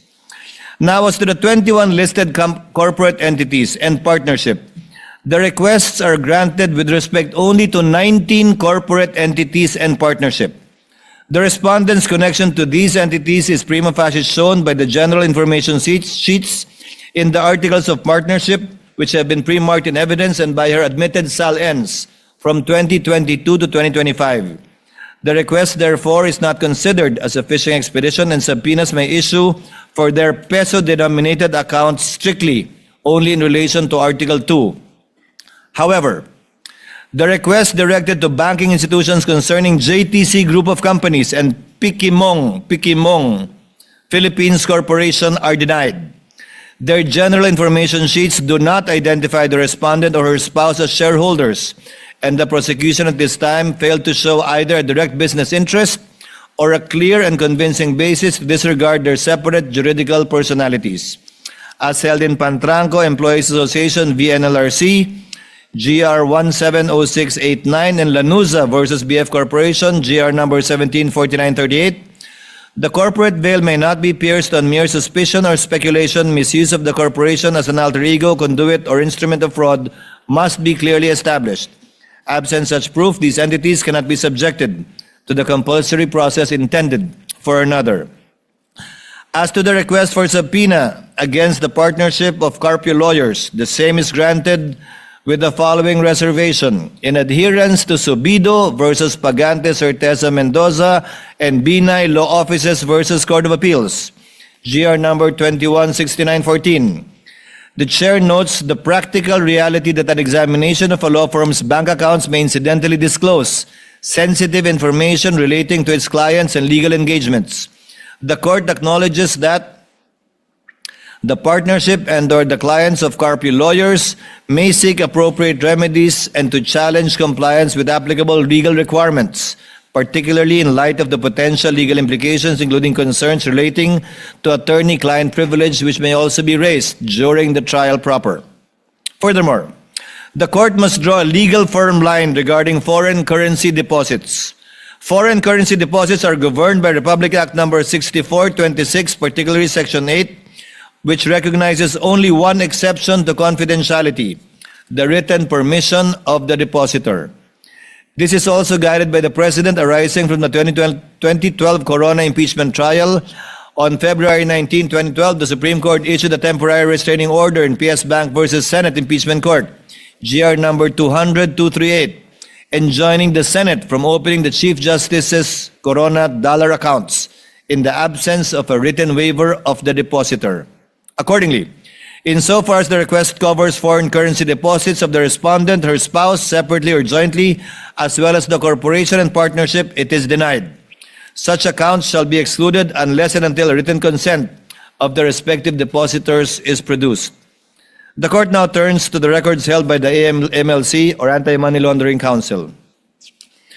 As to the request directed to the Anti-Money Laundering Council, the same are granted with respect to the respondent, her spouse, and the 19 entities and one partnership, for which a prima facie connection has been shown through the pre-marked general information sheets, articles of partnership, and the respondent's admitted sal-ends. However, the requests as to JTC Group of Companies and Pikimong Philippines Corporation are denied for failure at this stage to establish a prima facie link, the respondent or her spouse and said entities, or any sufficient basis to disregard their separate juridical personalities as previously stated. The defense vigorously argues that the MLC is absolutely shielded from this court's compulsory process by the confidentiality provisions of Section 80 of the Anti-Money Laundering Act, as amended, and warrants that compliance would expose AMLC officers to criminal sanctions for breach of confidentiality. The court, however, finds this argument unavailing. Section 8A regulates unauthorized and arbitrary disclosures by AMLAC personnel. It does not and constitutionally cannot nullify the lawful subpoena powers of the Senate sitting as an impeachment court, where compliance with the lawful constitutional subpoena is a justifying circumstances that, if at all, would extinguish any penal liability under Article 11, Paragraph 6 of the Revised Penal Code for any person acting in obedience to an order issued by a superior or some lawful purpose. In the landmark case of Republic versus Sandigan Bayan, GR 2322724, the Supreme Court explicitly rejected the AMLC's attempt to quash a subpoena ducis tecum, ruling verbatim, quote, "The Anti-Money Laundering Council is not merely a repository of reports and information on covered and suspicious transactions. It was created precisely to investigate and institute charges against those suspected to commit money laundering activities. The criminal prosecution of such activities would be unduly hampered if we were to prohibit it from disclosing such information. For the Anti-Money Laundering Council to refuse disclosing the information required of it would be to go against its very function under the law." Further, as held by the Supreme Court in Sabio versus Gordon, GR number 174340, by parity explained that statutory provisions on confidentiality and exemptions from inquiry cannot be invoked to deny access to information by Congress in aid of legislation. It is therefore the position of this court that if the Sandigan Bayan, pursuant to its subpoena powers, cannot be denied AMLC records as well as the legislature in aid of legislation, it most certainly cannot be denied to the Senate, sitting as an impeachment court. The defense also vehemently objects to the production of AMLC documents by pointing out to the agency's own printed footnotes, which restrict the reports for intelligence purposes only, quote unquote, and explicitly state they are not to be used as evidence in any formal proceedings. The court, however, overrules this objection. The admissibility and evidentiary weight of documents in an impeachment trial are determined by the Constitution, the rules of court, and the judgment of the impeachment court, not by unilateral disclaimers printed by an executive agency on its letterhead. An administrative footnote or internal intelligence sharing protocol cannot rise to the level of a constitutional or statutory exclusionary rule. While the MLC's internal protocols are validly designed to prevent premature leaks during ongoing investigations, they cannot legally operate to tie the hands of the impeachment court once the documents are lawfully subpoenaed. Because the requested suspicious transaction reports and covered transaction reports satisfy the threshold of prima facie relevance in tracing the alleged accumulation of unexplained wealth under Article 2, they shall be produced. The defense further invokes the 5-year record retention period under the AMLA regulations. The 5-year period is a minimum mandatory retention requirement imposed on covered institutions.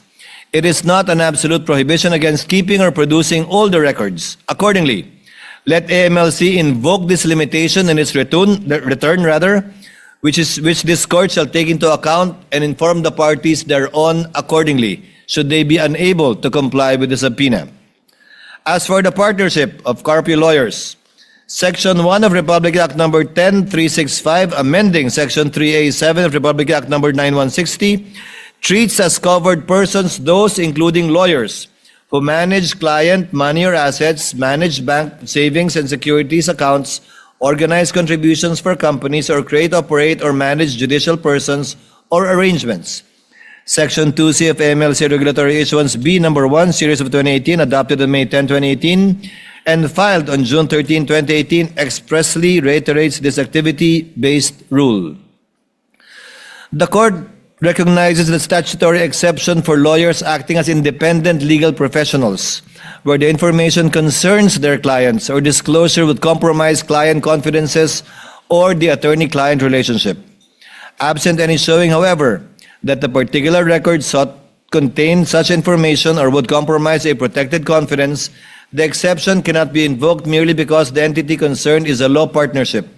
It protects client confidences. It does not confer a blanket immunity upon every financial record bearing the law firm's name. The request for the issuance of subpoenas for the identified financial records, therefore, pertaining to Carpio lawyers is granted. subject to the remedies in law and/or their legal right to assert a specific claim of privilege over a particular document at the proper time. No generalized blanket invocation of attorney-client privilege should exclude compliance at this time. Therefore, to summarize, the court rules as follows. The request for subpoenas directed to the concerned banking institutions covering the accounts of respondent, Attorney Manasseh Carpio, separately or jointly, the partnership of Carpio lawyers, and the 19 listed corporate entities is granted. The banks are ordered to submit to the clerk of court the documents on July 30, 2026 at 9 a.m. with the attendance of parties and counsels. The request insofar as it seeks the records pertaining to JTC Group of Companies and Pikimong Philippines Corporation is denied for failing to establish prima facie relevance. The subpoenas granted shall apply only to peso-denominated accounts relevant to Article 2. Foreign currency deposits are excluded absent the written consent of the respective depositors. The subpoena directed to the Anti-Money Laundering Council covering respondent Attorney Manasseh Carpio separately and jointly with the respondent, the partnership of Carpio and lawyers, and the 19 listed corporations and entities is granted. The request insofar as it seeks records pertaining to JTC Group of Companies and Pikimong Philippines Corporation is denied for failing to establish prima facie relevance.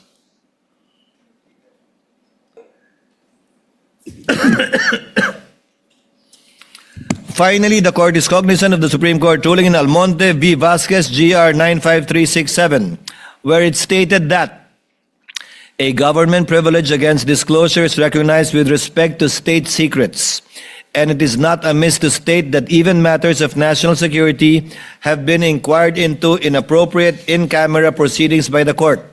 Therefore, the court ex abundante ad cautela or out of an abundance of caution hereby directs, in order to prevent the unwarranted exposure of sensitive AMLC methodologies and information, to submit the records strictly in camera to the presiding officer through the clerk of court first on July 30, 2026 at 9 a.m., who shall review these documents privately before turning them over to the parties as may be warranted.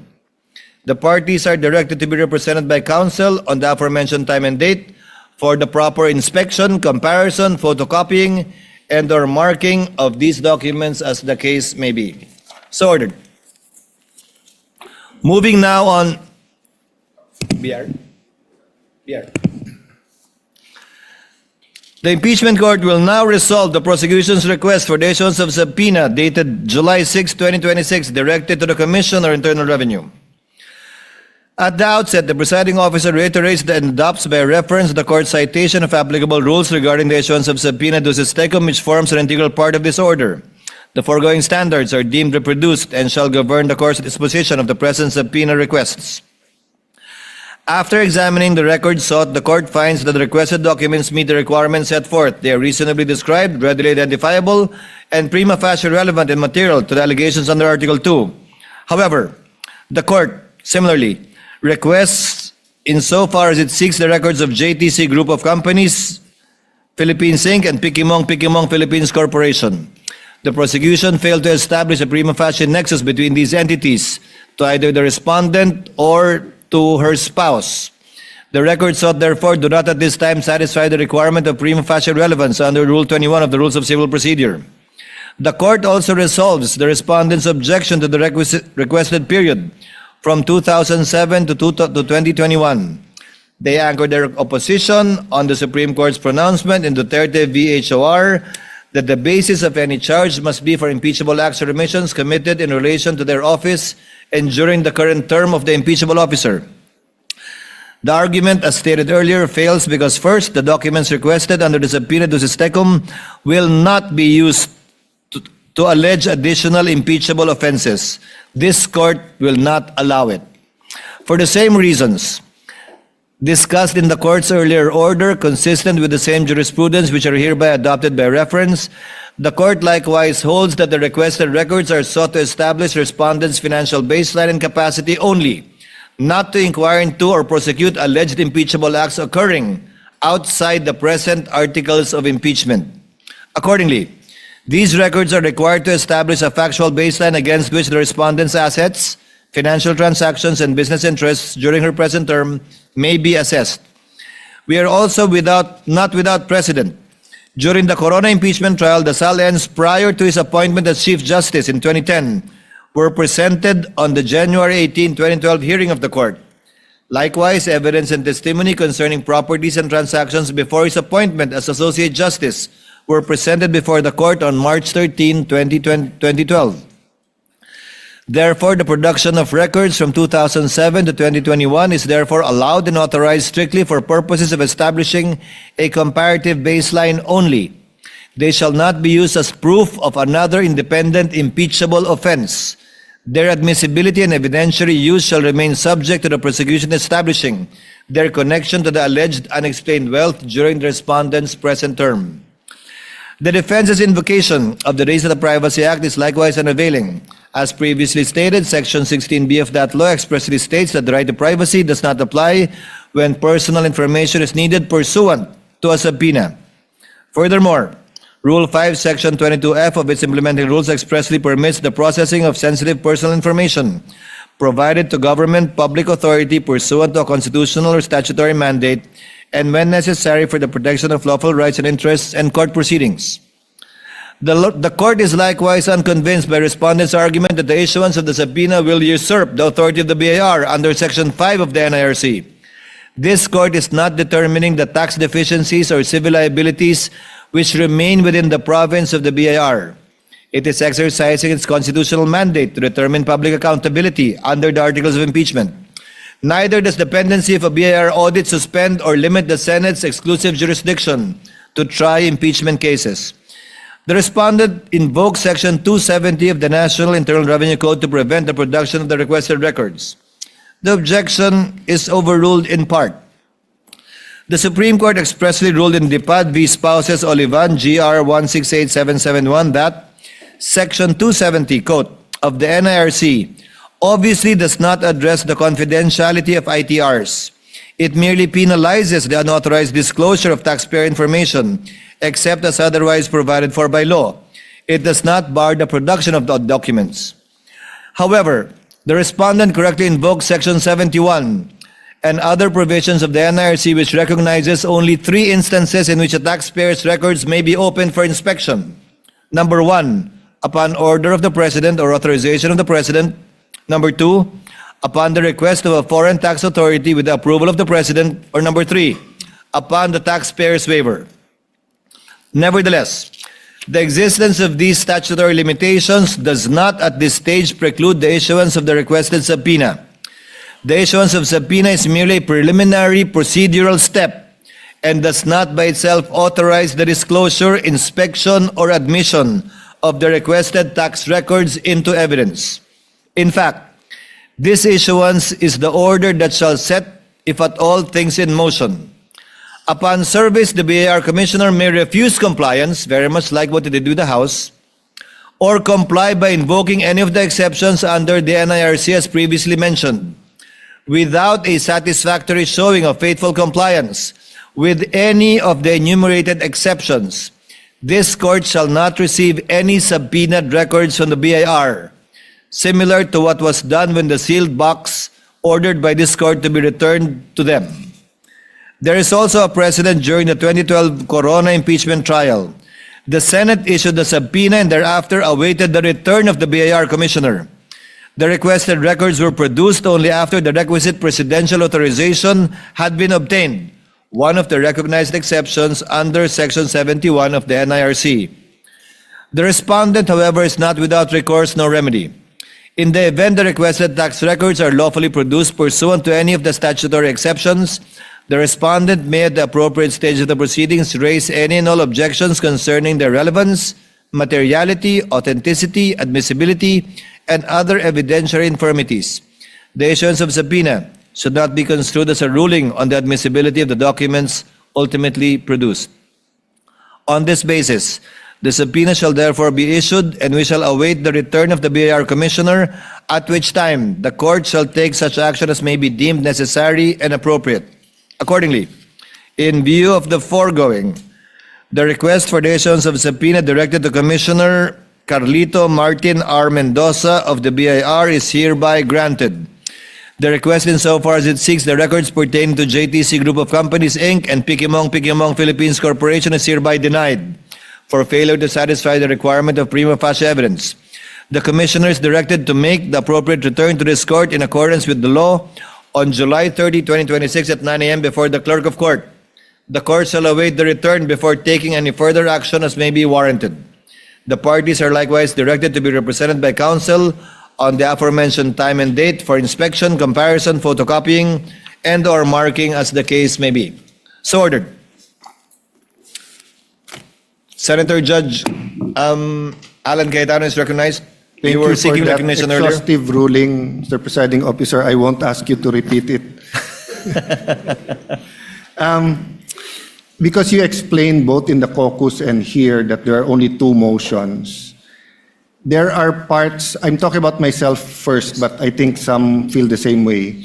There are some parts that we agree, some parts we disagree. For example, to subpoena the certain records between 2022 to 2026. Then in my case, I agree with the know your client opening balance just for reference so that you have a starting point. So may I suggest that instead of objecting, I don't know if I'm alone or with others, I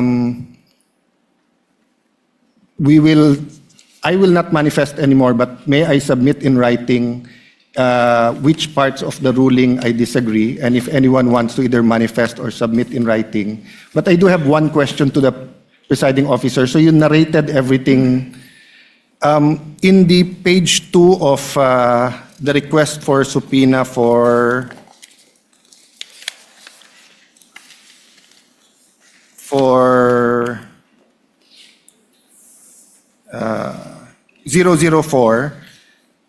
nakalagay, all records filed with, submitted to, or maintained by the BIR for taxable year 2007 to 25, including but not limited to. So sinabi 1, 2, 3, 1 and 2, pero not limited to. The other one, 4, page 4 of the request number 004-2026. Sorry, that's the case number. So the other one is to the, this one's to the anti-money laundering. Nakalagay po sa page 4, and all other relevant documents. So I just like to ask, was your narration exclusive? Because you did say that it's specific enough, but I don't think specific yung all other relevant. The test of if it's definite is that wala nang iisipin yung pinadalan mo ng subpoena. So kung anong nire-rate, yun ang kukunin. That is a common practice perhaps used by lawyers, but the understanding of the court, and let this be part of the ruling of the court, is that only the documents specifically mentioned Thank you for and will not include that catch-all phrase, because I doubt too if the banks, the BIR or AMLC would be able to supply the and such others unless it was specified. So with the permission of the court, I'll submit my, where I agree and disagree. Permission granted, and any other senator judge who wish to submit the written explanation in regard to the twin orders may do so. Senator Judge Marcos and Legarda are both raising their hands, so the same applies to them. Submit. Senator Judges Marcos, Legarda, and Villar Camille are manifesting that they will be submitting their manifestations in regard to the twin rulings of the court, and the same is allowed and will be made part of the records.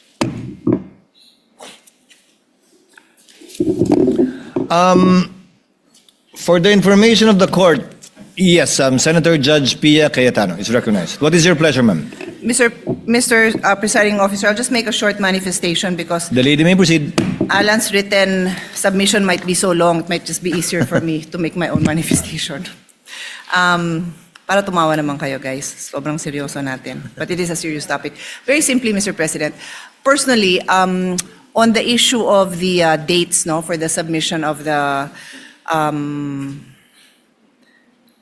what was it, 2007? Goes back as 2007 to 2026. And the term of the Vice President in question is 2022 to 2026. My humble position is, and I'm cognizant of the case that was cited by the prosecution. I also found that my own research, the presiding officer used it in the justification of the decision, says that you go back to set that baseline. I understand that. Madali naman siyang intindihan. Ang sa akin lang naman, in the interest also of considering the rights of the person under trial, we could have considered starting at 2022, and if there's more than, kung dun pa lang, it already shows that unexplained from 22 to 2026, there may be no reason to go back and at least respect that part of the record. So yun lang naman ang sa akin. Kasi hindi naman mahirap na tingnan yung 2022 to 2026. O hindi mo makita yung baseline pero may trend. Then dun, saka tayo pupunta doon. Diba? That's our way of showing respect also for the persons who are brought here to trial. But anyway, we submit to the ruling. I just wanted to explain that that could have been a middle ground, Mr. Presiding Officer. Thank you. Noted and well taken, Senator Judge Pia Cayetano. Chair would now like to take up some administrative matters. We are in receipt of a motion to set conference for the transfer of markings and comparison of video exhibits filed by the prosecution. Since this was received only last Friday, the court was not able to act on it on their requested dates. Court therefore sets this to July 21, tomorrow at 9 a.m. Due notice is given to both parties for this purpose. Likewise, the court is in receipt, the presiding officer rather, as well as the Senate President, of a letter of manifestation signed by Senator Judge Marcoleta, citing a rule in the Arab impeachment trial and wanting his vote to be considered. Chair, the presiding officer in this court will not act on it at this time, but instead, since we will be resuming next week, we'll be referring this matter to the Senate as a legislative body, given that it's the Senate that will be amending the rules to allow participation through a vote. Because apparently, as pointed out by Senator Judge Marcoleta, during the Estrada impeachment trial, a rule was adopted, which we are confirming, that allows the Senate President to provide a mechanism by which a senator who cannot vote under any unavoidable circumstances to cast his vote on any matter. But since this impinges upon the rules of the impeachment court, this matter should properly be taken up by the Senate as a legislative body.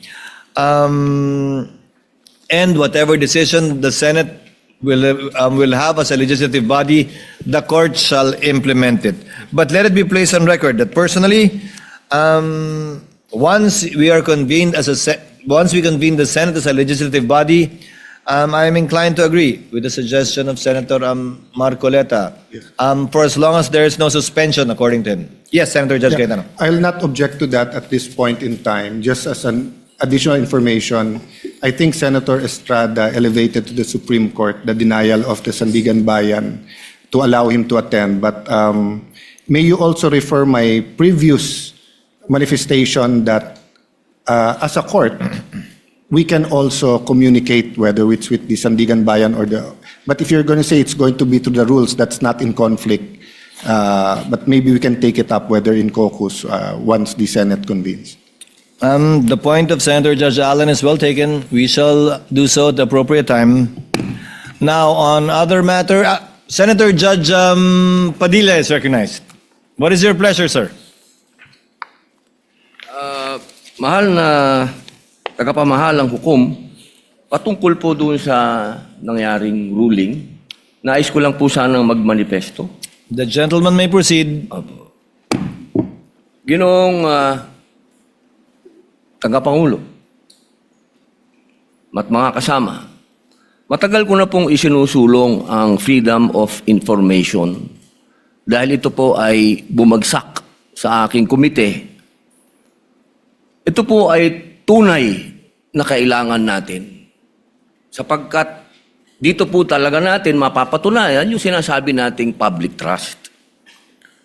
Pero meron din po kasing napakahalaga yung tinatawag na equal protection of the laws. Sang-ayon po sa Artikulo 3 Section 1 ng ating konstitusyon, Bill of Rights, ang nagsasabing hindi dapat alisan ng buhay, kalayaan o ari-arian ng sinumang tao ng hindi kaparaanan ng batas. Ni pagkaitan ang sinumang tao ng pantay na pangangalaga ng batas. Ang mga pamantayang ginagamit natin ngayon ay dapat pareho ring ipinatutupad sa lahat ng impeachable officials, anuman ang kanilang pangalan o posisyon. Hindi ko po makakalimutan ang naging pahayag ng dating Senadora Miriam Santiago dito mismo. Siya po ay isang huwes at ginagalang na propesora ng batas. Ang sabi niya, constitutional analysis is a technical field. Ang pagsusuri sa konstitusyon ay hindi isang sining. Isa itong technical na larangan. Hindi po dapat ito ini-interpret ng basta-basta o kailangan may due process. Nung una ko pong narinig kanina na ipaliwanag po ng ating Senator Judge Alan Peter Cayetano, tinanong sa prosecution kung ganito rin ba ang ginawa nila noong may impeachment kay Presidente Bongbong Marcos. Napakalinaw po na ang sagot nila ay hindi naman sila nagtanong. Hindi sila nagsaliksik kung paanong ginagawa nila ngayon sa pangalawang Pangulo. Ang akin po lamang, makatarungan ba na hindi parehas ang trato natin dito? Dapat sana parehas eh. Kaya po, ang hinihiling ko sa atin, total naman, lahat naman kayo ay sumang-ayon na sa Freedom of Information Bill ko. Hindi pa nga lang nagsasubmit ang House of Representatives. Bakit kung ganito ang pamantayan natin, edi buksan na natin lahat ng bank records natin. Lahat na. Tayong lahat ay buksan na natin. Lahat. Para mapakita sa taong bayan na wala tayong kinikilingan dito. Ito ay oras na para samantalahin natin ang pagkakataong ito na ipasa yung FOI.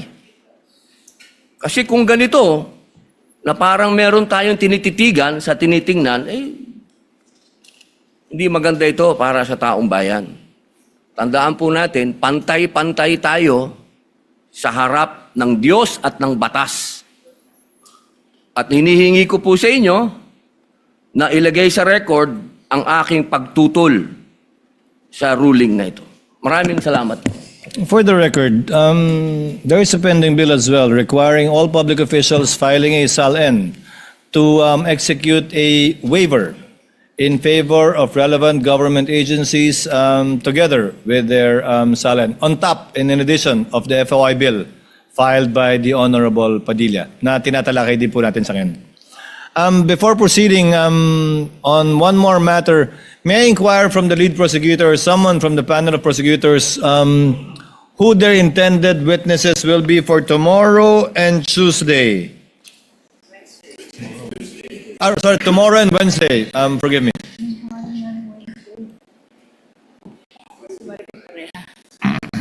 Your Honor, our intended witness for tomorrow is Attorney Melvin Matibag, the NBI Director.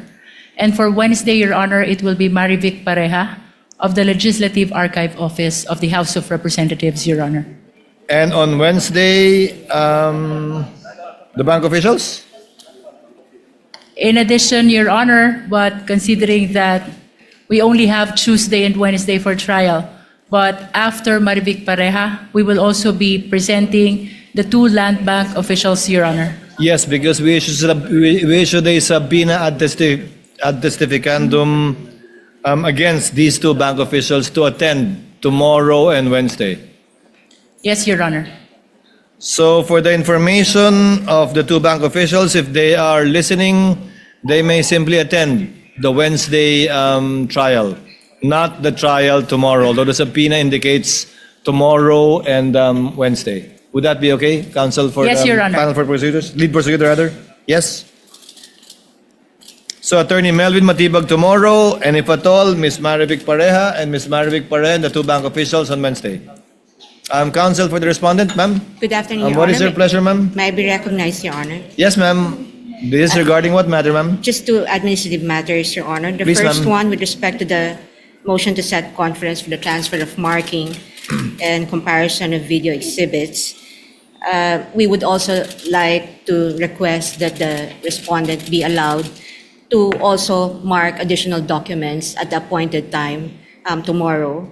In effect, we're asking Also at the 9 same o'clock. latitude. Yes, Your Honor. In fact, some of the documents that we intend to mark tomorrow would be also our copies of some of the listed items in this motion, Your Honor. Of And- course, that motion orally made by counsel for respondent is hereby granted.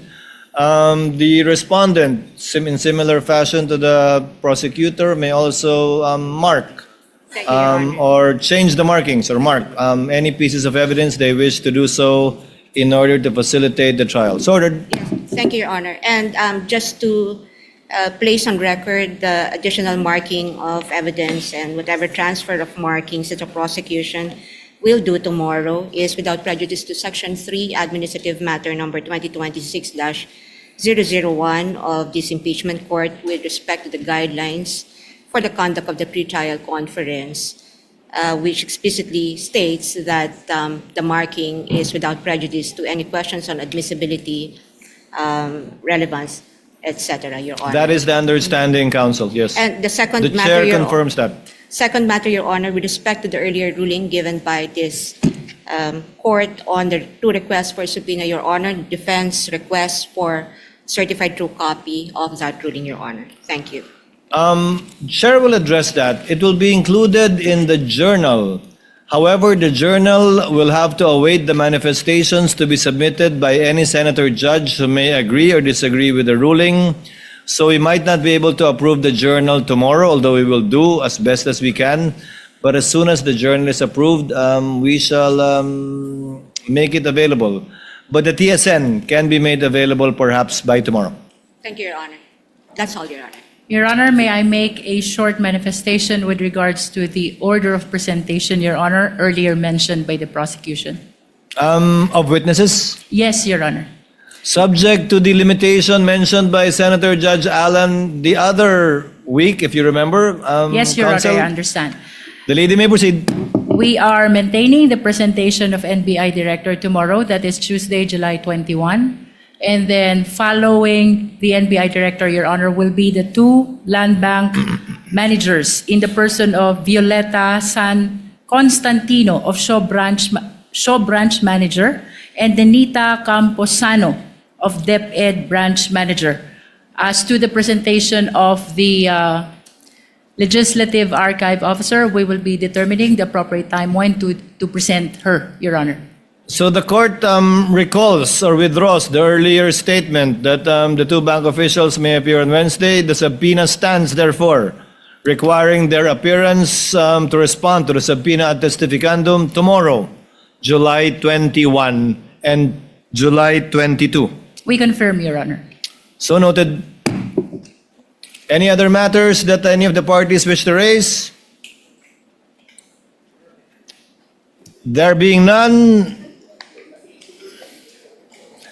since we did not have a break, trial is hereby adjourned until July 21, Tuesday at 2 p.m.